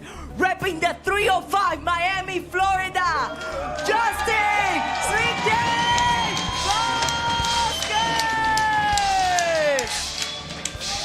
El referee, Christopher Miñoki. Okay, quiero una pelea limpia. Good clean fight. Protect yourself at all times. Obey my command at time. Cuídate todo el tiempo. Escúchame todo el tiempo. Si quiere tocar guantes, go ahead. Good luck to the both of you. El Showdown continues. That's right, Mexico versus the United States, representing Mexico, Roberto Romero. Round one. In the black trunks versus Slick J, Justin Vazquez in the blue, representing the United States. Jimmy, you can feel the energy in this building, man. Everyone's standing up here on the side. Everybody is just anticipating this fight. Good way of Romero to stopping Vasquez with those movements to derail him, Jimmy. Is it almost worth losing round number 1 to slow Vasquez down? Even giving up this round, that's stay smart. Yeah, that's going to frustrate him. And, you know, you look at that height, right? Vasquez has that height. Romero has, he could work the body because he's missing those 3 inches there. That could really help him work the body. And watch out for that liver shot, Jimmy. Romero has a nasty liver shot. Those that don't know, the right side underneath the ribs, that's the liver shot. Romero doing a good job staying chest to chest, right in front of his coach, Colin Oyama. You see him there on the right. Irvine, California, has been teaching out there forever. That liver shot, Jimmy. Ooh. Unfortunate to roll with his grappling coach at the time, Jiva Santana, who's a monster on the ground. Great training out there, and right now Romero showing it. Well coached, slow. That's a great strategy right from the start. Yeah. Right, you think about what you would tell your guy is, hey, I don't care if you win round number 1. Keep it close, stay out of the danger zone, keep the physical pressure on him. So far, that's what Romero's doing. Right, he's stopping him from those creativities, you know, that creative move, those kicks, those fancy, slick moves that he have. Because they require a lot of space. Of course. It's a groin. Once you close that distance, you can't do anything. And Romero right now into the clinch, tying up the arms of Vasquez. No real commitment yet to the takedown. Oh, time. Shot to the groin, apparently. Right here. Get your breath back right when you're ready. Referee all over it. Slick J gets 5 minutes to recover. It looks like he's all right. Yeah. All right, you hit him in the nuts. Oh, yeah, right there. Yep, out. You see that one. Tiene 5 minutos. No intention. Looks like Vasquez is all right. Referee just told Romero it's unintentional, not going to take a point. Vasquez looks ready to go. Take about. A lot of confidence still coming off of Romero. Good strategy, and you talk about coaching, Jimmy, and that Team Oyama. Dale. That's what you needed to do. Only took about 40 seconds, but another thing, too, if you thought Romero would be overwhelmed by the moment, right? If you thought this would be too big of a stage for him, so far it looks good. Ooh, nice. Flying knee himself there. Jump knee, but Romero doing a good job stuffing those spinning kicks. Just too close for them to be effective, and this time it cost Slick J a takedown. Now, Romero said, I don't think Slick J wins the last fight if they don't stand him up. He thought that was a little premature. Strategy may be to hold Justin Vasquez down. And you can't take anything away from Justin. Not his say fault. What you want He to say, doesn't- right? He's not determining who stands or what. He's doing his job. Great job working the weak side of the guard. And the weak side is whatever side you can push down on the knee. And that's the right side. At this point, he can pass to his right. Looking to put pressure there. Vasquez looking to get closed guard. Now going back to kind of a half butterfly position. Vasquez, though, he did mention that he does come from that base of wrestling and working with Ray Fundora with the jiu-jitsu and freedom fighters. Man, long legs, long arms. Should have an excellent guard should he get the opportunity. But right now, Romero putting a lot of pressure on him, not allowing to get that submission guard. A good way of Romero just pinning down Vasquez, and this has to be frustrating for Slick J. You get an explosive, dynamic guy, and you ground him a bit. Make him start questioning things. Romero's corner saying, get tall, meaning get separation for ground and pound. It also shows the evolution of Romero. That's the problem, though, with getting tall is you can give space and your opponent pushes away. Nice job getting right back on Justin Vasquez. Nice up kicks. Stop. Time. You right here. You right there. Don't see what the foul was unless it's an up kick when he was down. Yeah, apparently he said he kicked him in the face when he was down. You can't kick him in the head. If he was standing? Or I mean, he was down, excuse me. Maybe he had a knee. It was too fast to see. All right, we got to see. It may have been a transitional right. position where his knee was down briefly. You got time. You got to have eagle eyes for that one, Jimmy, because that was so quick. I, for one, did not catch it. No, maybe we could see a replay to see where it happened. Okay. Romero never looked down to me. Yeah, putting him back in the same position. Good refereeing. Back. Don't throw an illegal up kick to get up in certain positions, right? Yeah. Fight. Restarting on the ground. Minute 20 left in round number 1. So far, a good round for Roberto Romero. Great way of just sticking to the game plan from his team. He mentioned, I know where his weaknesses are. He could come in a little loopy, very flashy. So stopping him, I got the tools. We're seeing it right here. Rodolfo, with so many fighters, their strength is their weakness, right? Whatever they're good at, they tend to over-rely on it. And Romero talks about that. He tends to over-rely on the flashy stuff, the spinning stuff, rather than the bread and butter things that got me where I am. And that's how you derail him, just stopping, taking all that offensive artillery from Vasquez and pinning him down. Folks, don't think that Romero cares. This crowd could start booing. They can start throwing things into La Jaula as long as he's win is a win, right? Win is a win at this point. Two of the top guys at Combate Global at 145 pounds. Certainly a win is a win. Romero right now. But every round starts on the feet, Jimmy. Right? Remember that one. 10 seconds left to go in round number 1. And it's Roberto Romero frustrating so far the offense of Slick J, Justin Vasquez. And we are ready for the break. Let him up.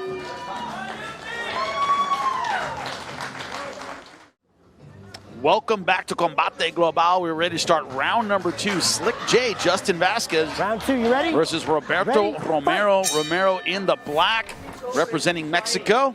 Justin Vasquez representing Miami, the United States. He's in the blue. Round number 1, Romero relying on the takedown. Some bread and butter advice in between rounds from Colin Oyama, was it not? That is just great coaching right there. He says he doesn't like that groundwork. In fact, even questioned Vasquez's ground game. And Romero doing the same, but here it is. Straight for that single leg. Romero just needs to finish it off. Good balance from Vasquez. Oyama said that while on the ground, watch out for Vasquez's elbow. But that's pretty much it. Yep. He said keep breaking him down, keep testing his body. No surprise we have open scoring here at Combate Global. It is 10-9, all 3 judges for Romero in round number 1. Now, I did see some adjustments here from Vasquez when he shoots in, putting in that hip, prohibiting Romero from finishing off the takedown. And here's one difference.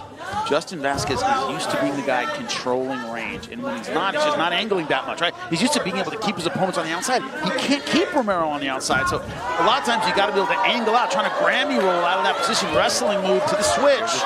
Good hips from Romero. And you can tell it's frustrating Vasquez a bit. They can't keep Romero off of him. He's so used to being able to do that in previous fights. He's so used to controlling the fight, but the tables have turned. It's Romero who's dictating the fight. And we talked about it. In that 30-second 1 minute, we're going to find out where this is going to go. Also, Romero, typically a slow starter. He started quickly and took round number 1, all 3 judges' scorecards. So if Justin Vasquez thought, all right, I'm definitely going to bank this first round, that's not what happened. He knows it. Once again, open scoring. Good way of being determined on that single leg. Like a dog with a frisbee. Yes. He is determined, not letting it go. Romero right in front of his corner, Colin Oyama. Vasquez pummeling inside, but not able to circle off La Jaula the way he normally would. Total strikes almost identical, 45 to 46. Romero's on the ground, much more accurate. He's landed now 37 out of 47.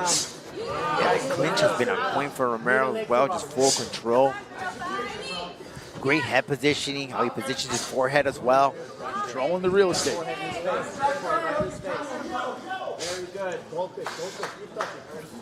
Vasquez just can't turn him. Romero doing a good job. Once again, the build being an issue. Doing shorter stock right in his chest. Height, yeah. Well, Vasquez getting a little distance, but can he use it?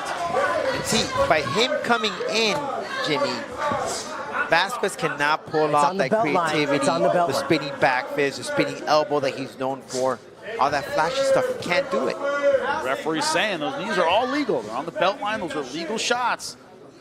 Once again, holding on to the leg to finish off and takedown, but he's trying to pull him off so he can bow him down. It's a great high single leg. Great way of Justin. No, not today. Vasquez up against the fence again. A lot of room to move, trying to catch Romero coming in. Now what I'm seeing is Vasquez wants to now box with Romero. He's trying to keep that boxing stance up. Good way of adjusting for Vasquez.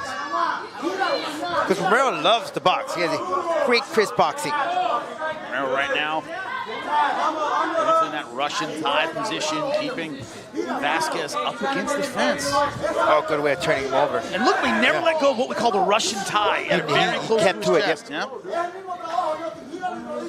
Good grip. Keep breathing and relax. He's trying to wear you out. Great wrestling move. Turn him when you Great angles for the takedown. Here at Vasquez's corner, Jimmy. He said he's trying to wear you out. I think that's pretty exactly obvious what from it the is. beginning.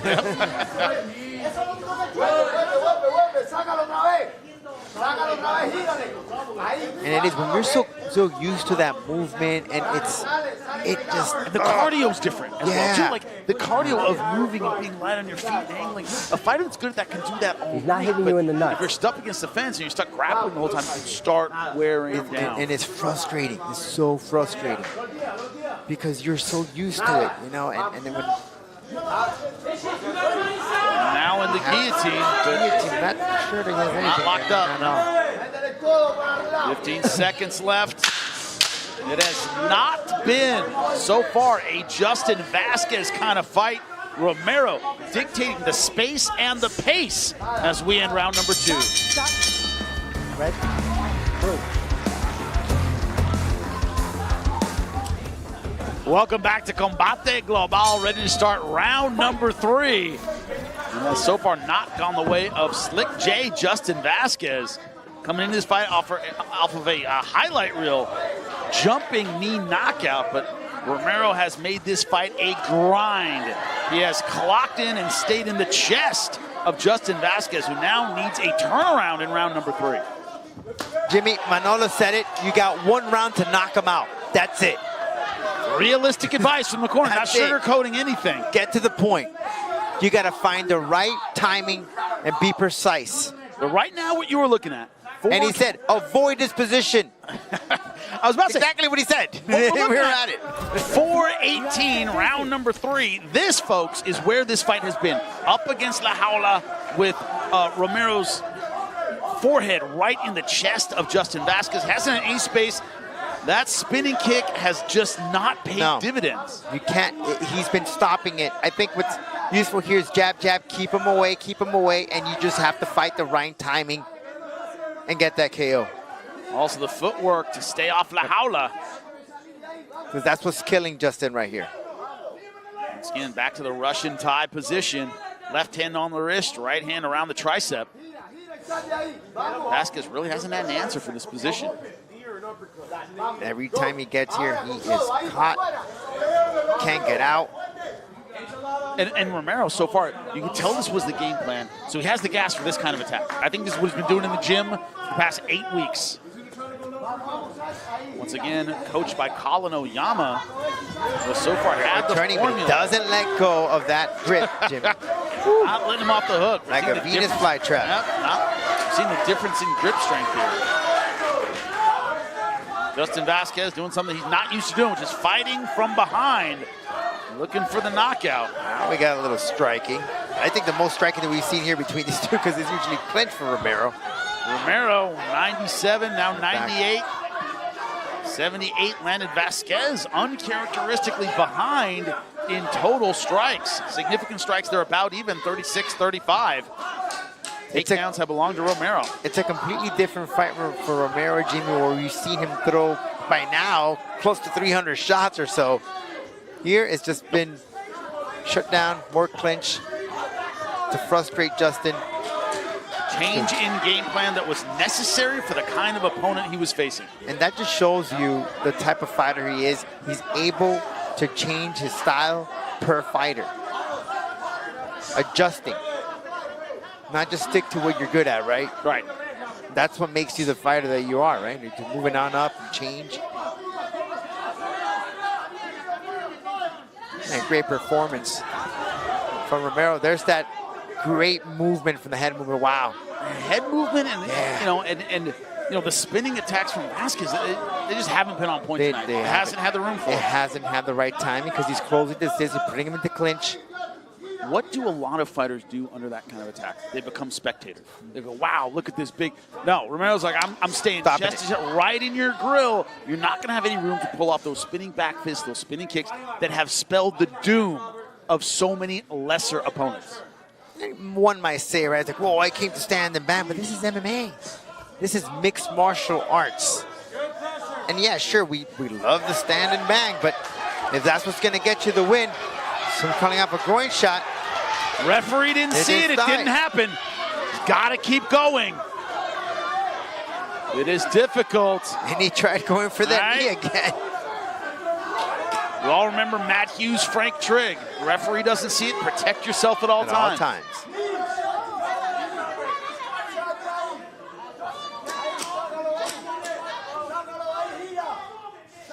Got that 50 seconds to go, Jimmy. Justin wants to pull this off. Only one way of winning the fight. Big knockout with seconds left to go. How dramatic that would be in a fight in which he has been dominated. Again with a spinning back, nobody home. The smothering attack of Roberto Romero. Coach right behind him, Colin Oyama, has coached him to a T for this fight. Great work from Romero. And he has stuck to the game plan. He's never allowed Justin Vasquez to bait him into the kind of fight that would lead to a loss. 10 seconds left to go in round number 3. That is discipline, my friend. That is listening to your coach and sticking to it. Try for the knee, but nope, body home. Good fight, guys. Good fight. Romero able to block the shots that could have turned things around for Slick J Justin Vasquez. After 3 rounds of much more action, this is the final decision. Después de 3 vueltas de mucha más acción, esta es la decisión oficial. All 3 judges turning identical scorecards of 29-28. Los 3 jueces entregan tarjetas idénticas de 29-28. All in favor of the winner by way of unanimous decision. Todos a favor del ganador por decisión unánime. Roberto Romero! No surprise there. Romero followed the game plan. It was disciplined. It was in close. It took away the strength of Slick J Justin Vasquez. You talked about booing and the fans maybe not in favor of it. Okay, fine. I get it. Wonderful. Me too. I love striking. I love the action. I get it.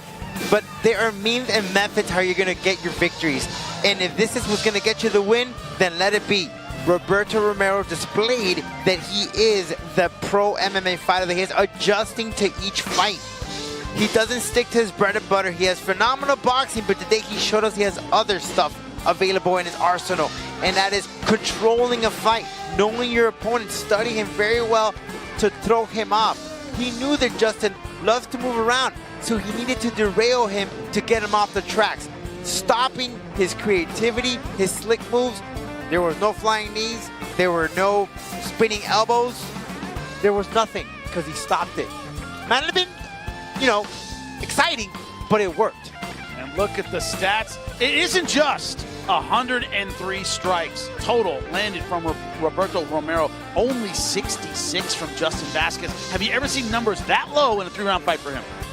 No. No. No. And again, it worked. I understand why the crowd is a bit upset. I get it.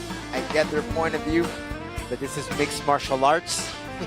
And there's just ways of stopping your opponent. And it worked. I know at some point, Colin Oyama said, if the crowd's booing, you're winning. Yeah. If the crowd's booing, you're doing something right. Roberto Romero stayed disciplined. Talked about the takedowns. 2 of them, they weren't a huge factor. It was more those Greco-Roman upper body positions that Romero worked so well. Well, that was one main event. We got another one to go right now. It counts at 3-1, U.S. over Mexico. Adam Ortiz versus Ismael Zamora when we come back.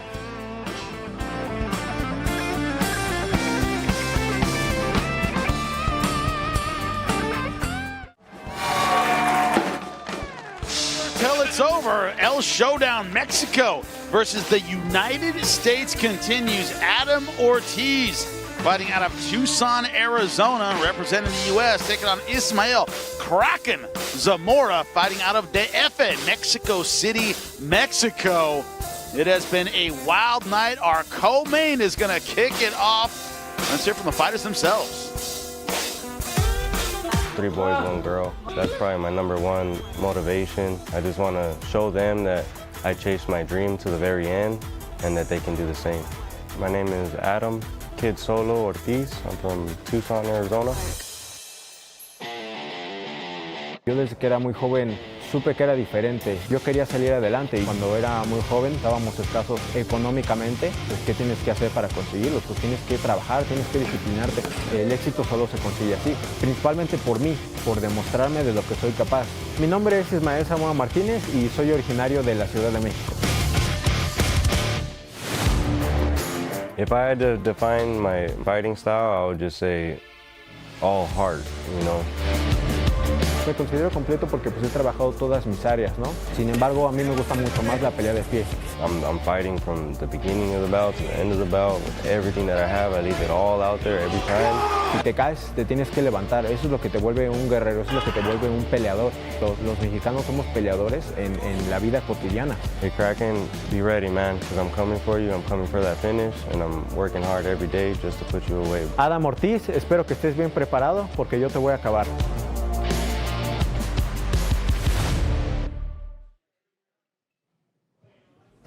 Get us started. We send it into La Jaula. Beatriz Callis will bring our co-main event in right now.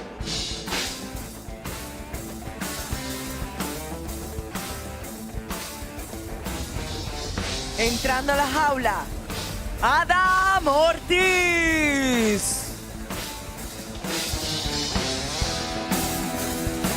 Rodolfo, there are finishers, and then there are finishers. This man has yet to go halfway through a 15-minute fight in his 5-fight career. Hasn't gone past 2.5 of round number 2. This guy gets it done. He gets it done quickly. He's never been to the 3rd round, which is puzzling, right? Because what is he made of when he gets down to deep waters? He's finished all of his opponents, whether by way of submission or stoppage. And that's something that we've seen here. Yeah, they come in with all that stoppage of fighters in the 1st round. But when you meet someone, when you read that roadblock, right? That's when it really determines what type of fighter that you are. If you're able to adjust to the fight that you're having.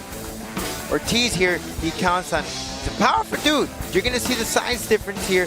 More the stronger one compared to Zamora. But he does have that great grappling and grounds and pounds you. That's going to be key here against Zamora. He needs to keep his hands out. Sometimes he gets a little bit too confident.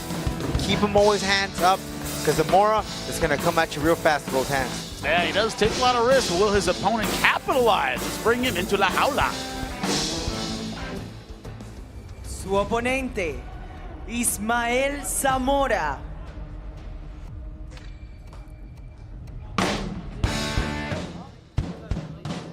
Time has come to release the Kraken.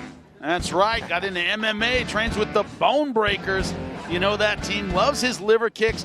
He had fought 5 times in 2022, about March of this year. Both of these guys, extremely active. They would fight every week if you let them. Isn't that crazy? It's nuts. 5 fights in a year. I mean, you're in camp all year, basically. Yeah. Non-stop. Zamora took a fight in a couple of days. 10-day notice, whatnot. And he came in, got the victory. Then he took on his 5th fight last year against Anas Azanzu. Came up a bit short there, but this is a guy who has very quick, fast hands. He trains with the champion David Martinez here in Combate Global. He's very confident with his hands, but he also does have some great jiu-jitsu to overcome any potential ground game from Ortiz. But look out for that fast pace, Jimmy. Yeah, 10th planet, funky ground game. Will he get a chance to use it? That is the question. He's fought his entire career here in Combate Global. He's very comfortable in La Jaula. 6 years older is Adam Ortiz, a 1-inch height advantage. Reach exactly the same. You see the 136.4, slightly missed weight. 0.4 pounds. See if it makes a difference. Continuamos con mucha más acción este duelo. En la división peso gallo desbao. In the bantamweight division, los jueces son the judges are Richard Green Sr., Richard Green Jr. and Lorenzo Toledo. Y ahora, damas y caballeros, llegó el momento de un combate global.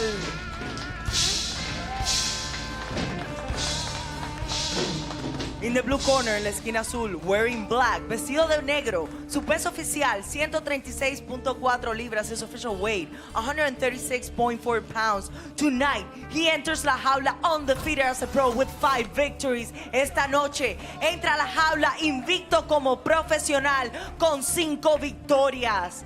De Tucson, Arizona, Adam Kid Solo Ortiz.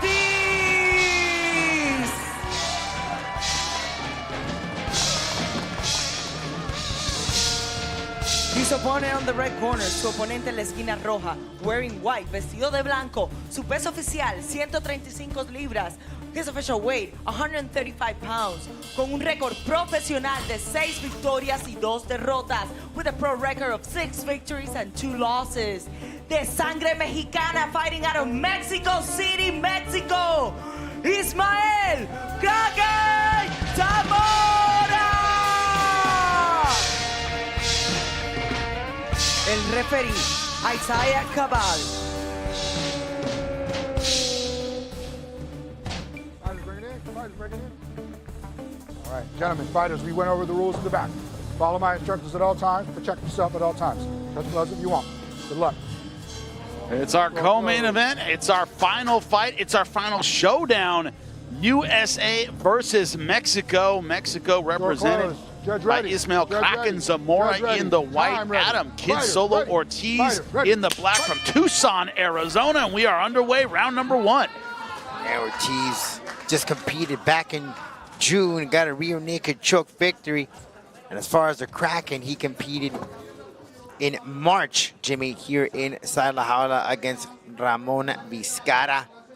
No surprise here, Ortiz getting the clinch early. Has a tendency to start quickly, go for that takedown. A lot of times when he fights like it's a 1-round fight. He fights like he needs to get his opponent out of there and go home. You know, this is how you stop a fighter that likes to finish off his opponents in the first or second round. Derail him. We just saw it from Roberto Romero. This is the game plan here. Zamora so far showing good balance, trying to stay on his feet. Zamora knows for that quickness. This is exactly the right route for him to do. Ortiz tying up the hands of Zamora, proud of his boxing. Very active on the feet, but so far Ortiz's attack neutralizing that. Gotta watch out there with the way positioning his hand.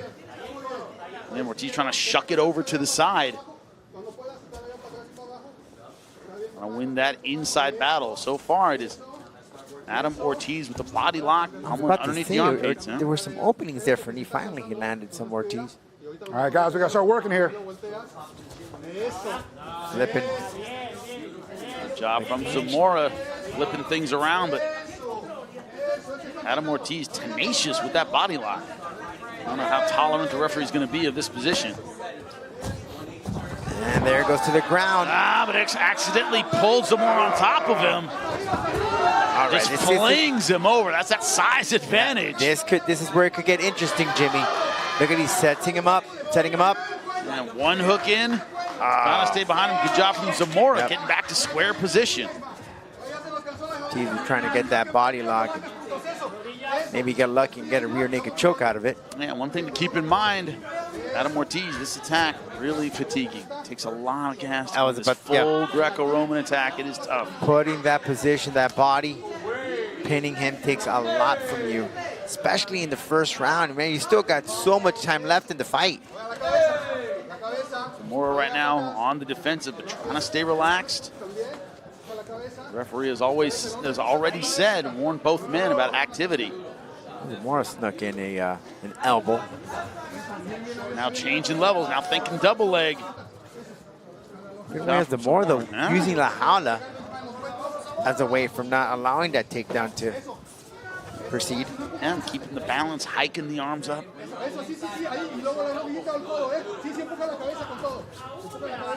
Can't get that takedown. Now he's grabbing on for that left leg. Single leg position, Zamora with the short shots. Can't grab it though. I like how he just adjusts and tries to get that elbow. Many times, he's throwing at least 3-4 times. Excellent. Oh, up elbow nice. From that bottom position for Adam Ortiz. Zamora, man, tenacious, great balance. Not giving up that takedown easy. No, he's not. If he goes down, he's making Ortiz just expend so much energy looking for the takedown. Well, that's how much respect he Finally, the takedown. That's how much respect he has for Zamora's striking now.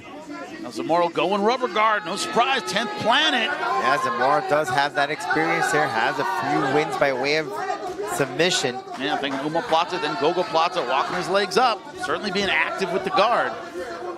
Thinking leg lock. Oh, there's a leg lock, maybe potentially, trying to lock Jimmy. up the heel hook. Adam Ortiz trying to roll his way out. It is deep. Tried to, but good crank on it from Zamora. Adam Ortiz, though, rule of thumb is put weight on the leg that's being attacked, and good job from Zamora getting back to his feet. Now this is where Zamora likes to fight right here in the stand-up, exchanging. Ortiz cannot put those hands down. And he needs to keep those hands up at all times. It's clearly not where Ortiz wanted to be. Zamora went for the lip shot, Jimmy. Well, you kept me up against La Jaula the entire time. That's how you like dealing with my punches out in space. Shows how much respect he has for him.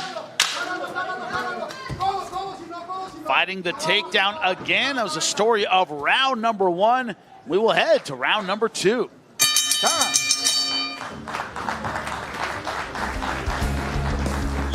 Round number 2 about to begin. Adam Ortiz representing the United States taking on Ismael Kraken Zamora. Representing Mexico. Ortiz in the black, Zamora in the white. Jimmy, the corner of Zamora. Oh, good right hand. For the first time, Zamora in trouble on the feet. The corner of Zamora was telling him, look, I don't know if he took this round, but the worst is over. You defended very well. Now use the speed of your hands, because I think Ortiz is tired. Working we'll the see body. it right now. Zamora did good work with the boxing the end of round number 1, but Ortiz starting out with a good right hand to begin round number 2. Yeah, a lot of feints. That's going to come into play. Didn't see that much in that first round from Zamora. And it seems that was a strategy that Zamora had, is let him take him down that first round, let him gas out, then we'll pick him apart in the second or third. But Ortiz bringing in a lot of power with those hands. Yeah, turning up in round number 2. You know about the finishing ability of Adam Ortiz. Never been past the halfway point of round number 2. And it is Adam Ortiz on all 3 judges' scorecards. Not a huge surprise after the way round number 1 went. Now Zamora, body lock of his own. Can he use it? For Zamora, he needs to take this fight in the center of La Jaula. Use his striking. Usually an attack like the one Ortiz used in round number 1. Hard to use in round number 2. Guys get sweatier. You're a lot more tired. But so far, Ortiz looking good. He's sticking to the game plan. Not showing any signs of exhaustion. Oh, able to get the clinch. Elbow. Good elbow over the top. Nice counter to that clinch. Go over it or under it. He chose to go over with the elbow on the right side. He did it from his backside too in the first round.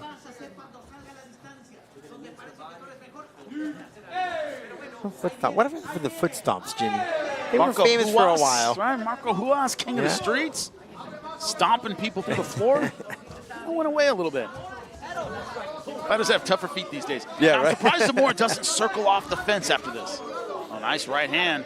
Now this is where Zamora loves to be in the stand-up, using that striking, that quick, fast pace. Great shot to the body. Work that from the beginning, those body punches. Mexican-style boxing. Work the ribs, bring your opponent down. Look at the numbers. Zamora, 26 out of 39. Ortiz, 23 out of 34. Fight like a Mexican, Jimmy. Yeah, you know it. Ortiz, of course, ahead in significant strikes, however. And look at the backpedaling from Ortiz. Maybe that exhaustion now is coming into play. Fatigue starting to set in. And Zamora now, more emphasis on the angle, staying off the fence. And this is officially the longest fight, by the way, of Adam Ortiz's professional career. We're headed to the third good round. Body shot. Somewhere that Ortiz has not been to yet.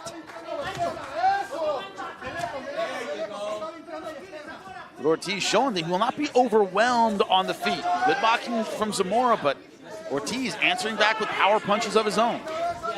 There's a takedown. I was just about to question if it was working for him in the first and in the beginning of the second. He hasn't attempted to. That's a body shot. Could be it's just taking too much gas, and also, Zamora, nice overhand. Another one. Body shots could have taken something out of Ortiz. This is where he feels very confident, Jimmy. Going back to the body again. Great head movement. Now he knows he has something going on. Jimmy's already connected about 2-3 times with that overhand. Ortiz swinging at air.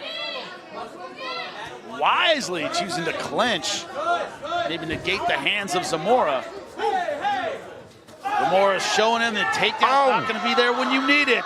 He's picking him apart. Ismael Zamora, the tide of this fight has turned. Zamora, accurate strikes in round number 2 after being frustrated by the Greco-Roman attack of Adam Ortiz. Very difficult. Does he have the endurance? Does he have the energy to bring down Zamora at this point? We've seen some milestones tonight for some fighters, right? First win in La Jaula, first win period in their MMA career in an earlier fight. Looks like now we're going to see another milestone from Adam Ortiz in 10 seconds. The first round number 3 of his career. That's where we're headed next.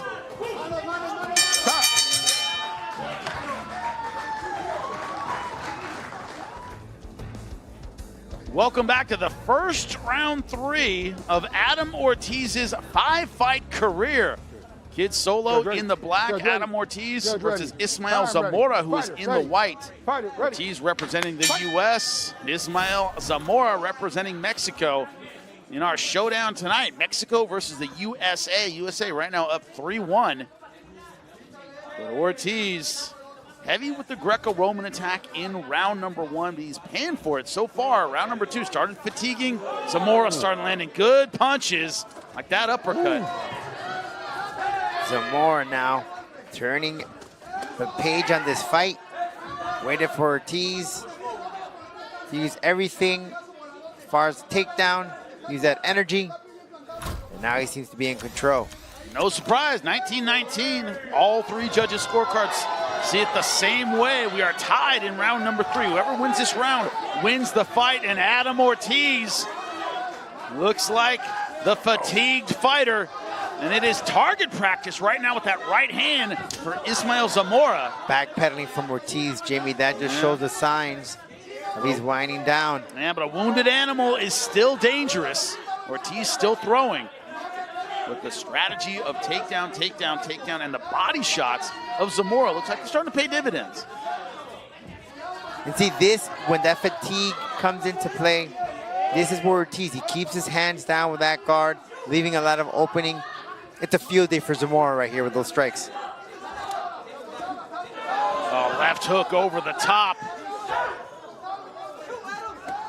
His corner trying to get him mentally back into the fight. They said 6-0, 6 finishes. Go out there and get it. But right now the sting is on the punches of the Kraken, Zamora. For those watching at home, Jimmy, you know, when you're in this position, when you're tired, you do tend to forget to put your hands up. And it just is exhausting. It's more like you go into instinct. Time. Fatigue makes cowards of men. Just is what it is. No one's immune to it. Look at Zamora, 51 out of 90. Back. Fight. Quick timeout to put mouth guard back in. Significant strikes. Zamora behind, but now catching up. Nice, tight right hand. Oh, good left hook. Not a ton of power behind any one particular punch, but they are landing with consistency, Rodolfo. And that just picks you apart. It adds up over time. It's like a heat stroke, Jimmy. You just feel yourself getting weaker and everything. Not that I've had down. one, but. Well, you went running today. No. Jesus. Yeah, Good for you, buddy. trust me, I'm feeling it, Jimmy. I'm feeling it.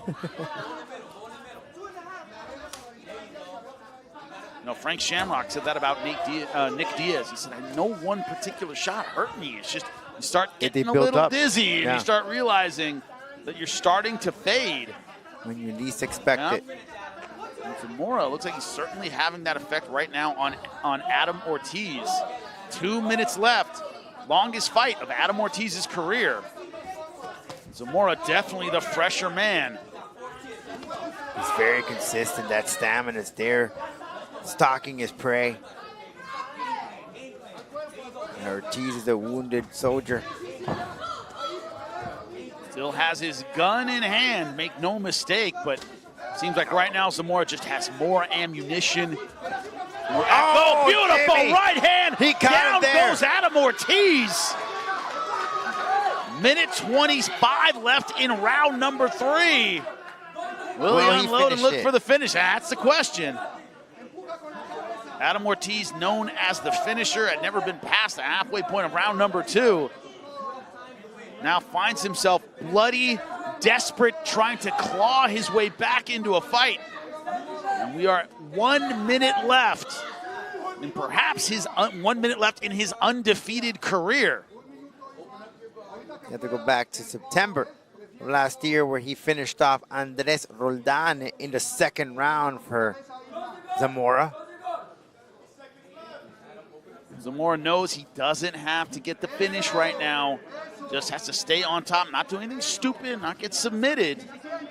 And he's 35 seconds away from a hard-fought victory. You can't get clumsy in this. You have the fight in your pocket. Nice short elbow. When you get a guy like Ortiz that just doesn't want to quit, you know, those guys are deadly. He'll never give up. He'll never break. You got to make him break. Right now, Zamora Keeping the pressure on. The proud Mexican fighter. 10 seconds left in round number 3. Good shot to the body by Zamora.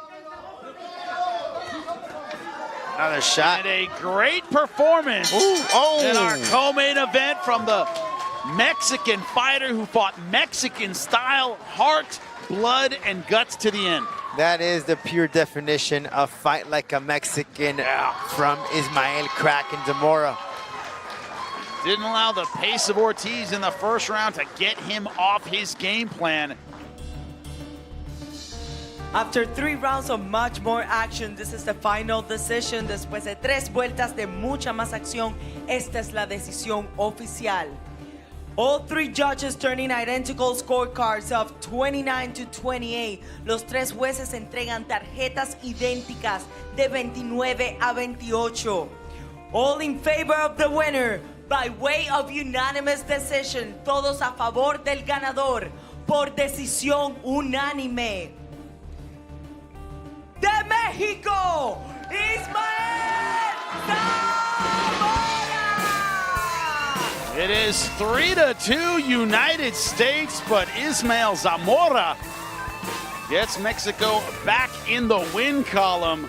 Great fight, great coaching, great dedication, great patience. Get through a tough round number 1. He listened to his coach. They stuck to the game plan. Let's take a look at some of the highlights here. Great shot from Zamora with that right hand and following through. It was in the second round where he said, okay, I'll let you do your thing. I'm going to follow up what I'm good at and show you. And it's a strike. He nearly finished it in that third round. He threw in an overhand right. Really thought he was going to conclude it in the ground and pound position. But nope, he ended up taking the win by way of decision. A victory for Mexico and Ismael Kraken Zamora.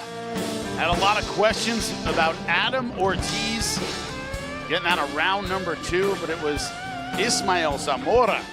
Look at the total strikes, 77 out of 133. Significant strikes, about equal. Remember, he was way behind early in the fight. He got better as it progressed, Rodolfo. He got exhausted in the second. Ortiz just couldn't come in through with any more takedowns, and Zamora knew it. He read him like a book. Said, let me go ahead and bring all the takedowns he wanted. He defended well. Let's give him credit, right? Because he defended as much as used the howler in a way where he made it very difficult for Ortiz.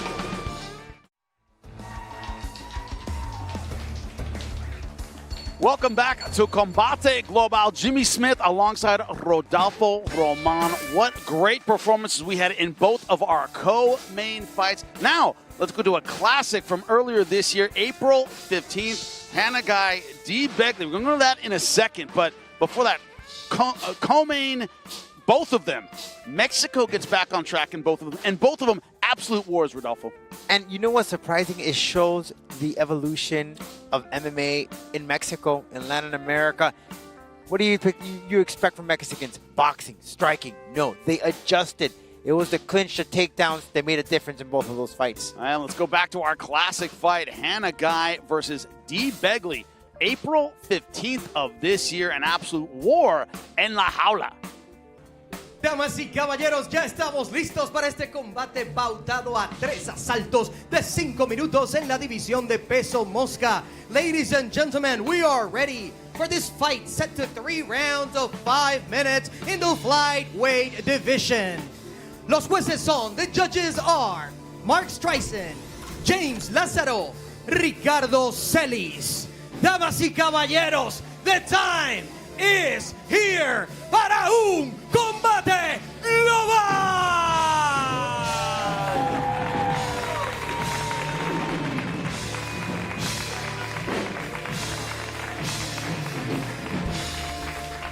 Introducing out of the blue corner, presentando en la esquina azul, sube con un récord de 4 victorias, 2 derrotas. She steps in with a record of 4 victories and 2 losses.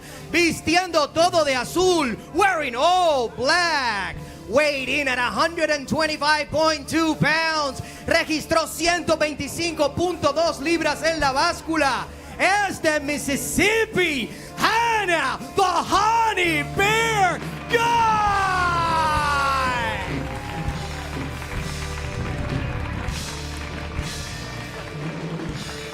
Y ahora su oponente en la esquina roja. Now her opponent in the red corner. Entra con un récord de 3 victorias, 2 derrotas. She steps in with a record of 3 victories and 2 losses. Vistiendo todo de blanco, wearing white. Registró 125.8 libras. She weighed in at 125.8 pounds.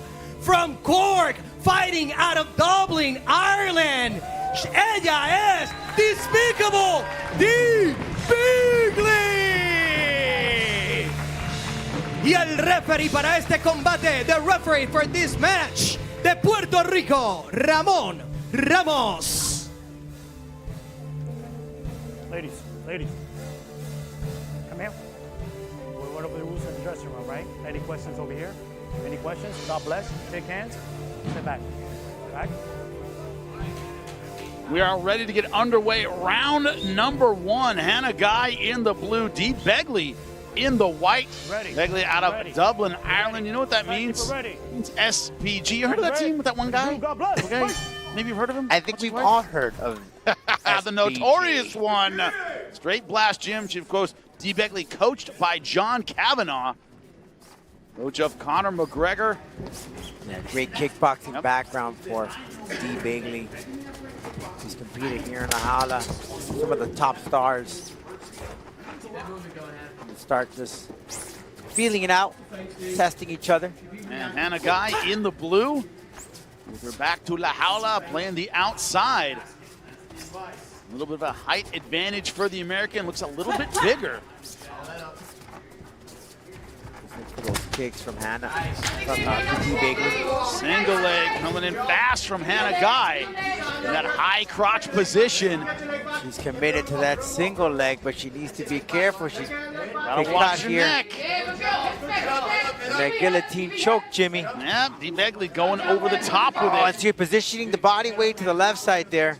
And you want to push down on the side, the elbow where you have the head. That's exactly what Dee Begley is doing. You can see from this position how tight she has it. Drive your shoulder into your chest. Okay? So far, no real commitment with the hips. Content right now to hang on in this guillotine position. Anna trying to do anything. Bring her down. Now she brings her down to the ground, Now Jimmy. ready to commit to it. She's putting in Close those guard. She may have it, Jimmy. Now going for the quick tap. Heavy shoulder, heavy shoulder. It might be tap or nap for the American Hannah Guy. Or nap. You missed the nap part, Jimmy. And there it is. Oh. Well, just a tap from Hannah Guy. Round number 1.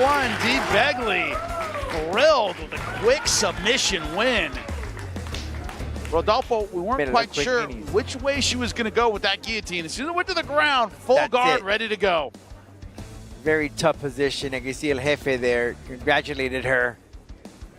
And if that man is inside La Jaula, it means one thing, and that is he was impressed by that performance. At a minute 39 in the first round, a rear neck choke puts end to this fight. For the winner by submission, para la ganadora, por sumisión, Despicable Dee Begley. Hate to disagree, but it was a guillotine finish for Dee Begley.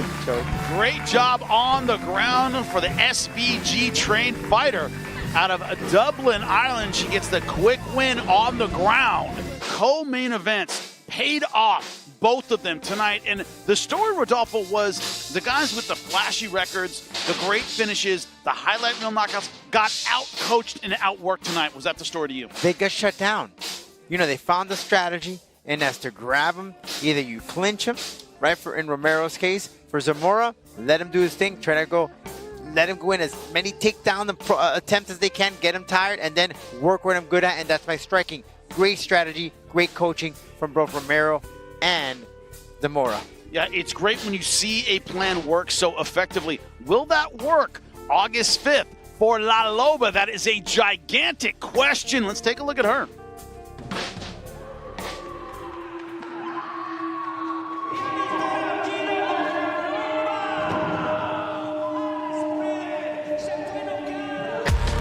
Her opponent saw her as just a pretty face. La Loba is the biggest star in Combate Global, but it hasn't been an easy path to the top. Tremendous wins were followed by embarrassing losses. La Loba had to keep proving how tough she was. Punch after punch, La Loba was still standing. She wouldn't give up. A deadly combination. Lucero La Loba Acosta! Your winner, by way of knockout, la vencedora por nocaut, La Loba, Lucero Acosta. Ahora sí que todo o nada. Is La Loba too determined to ever be stopped?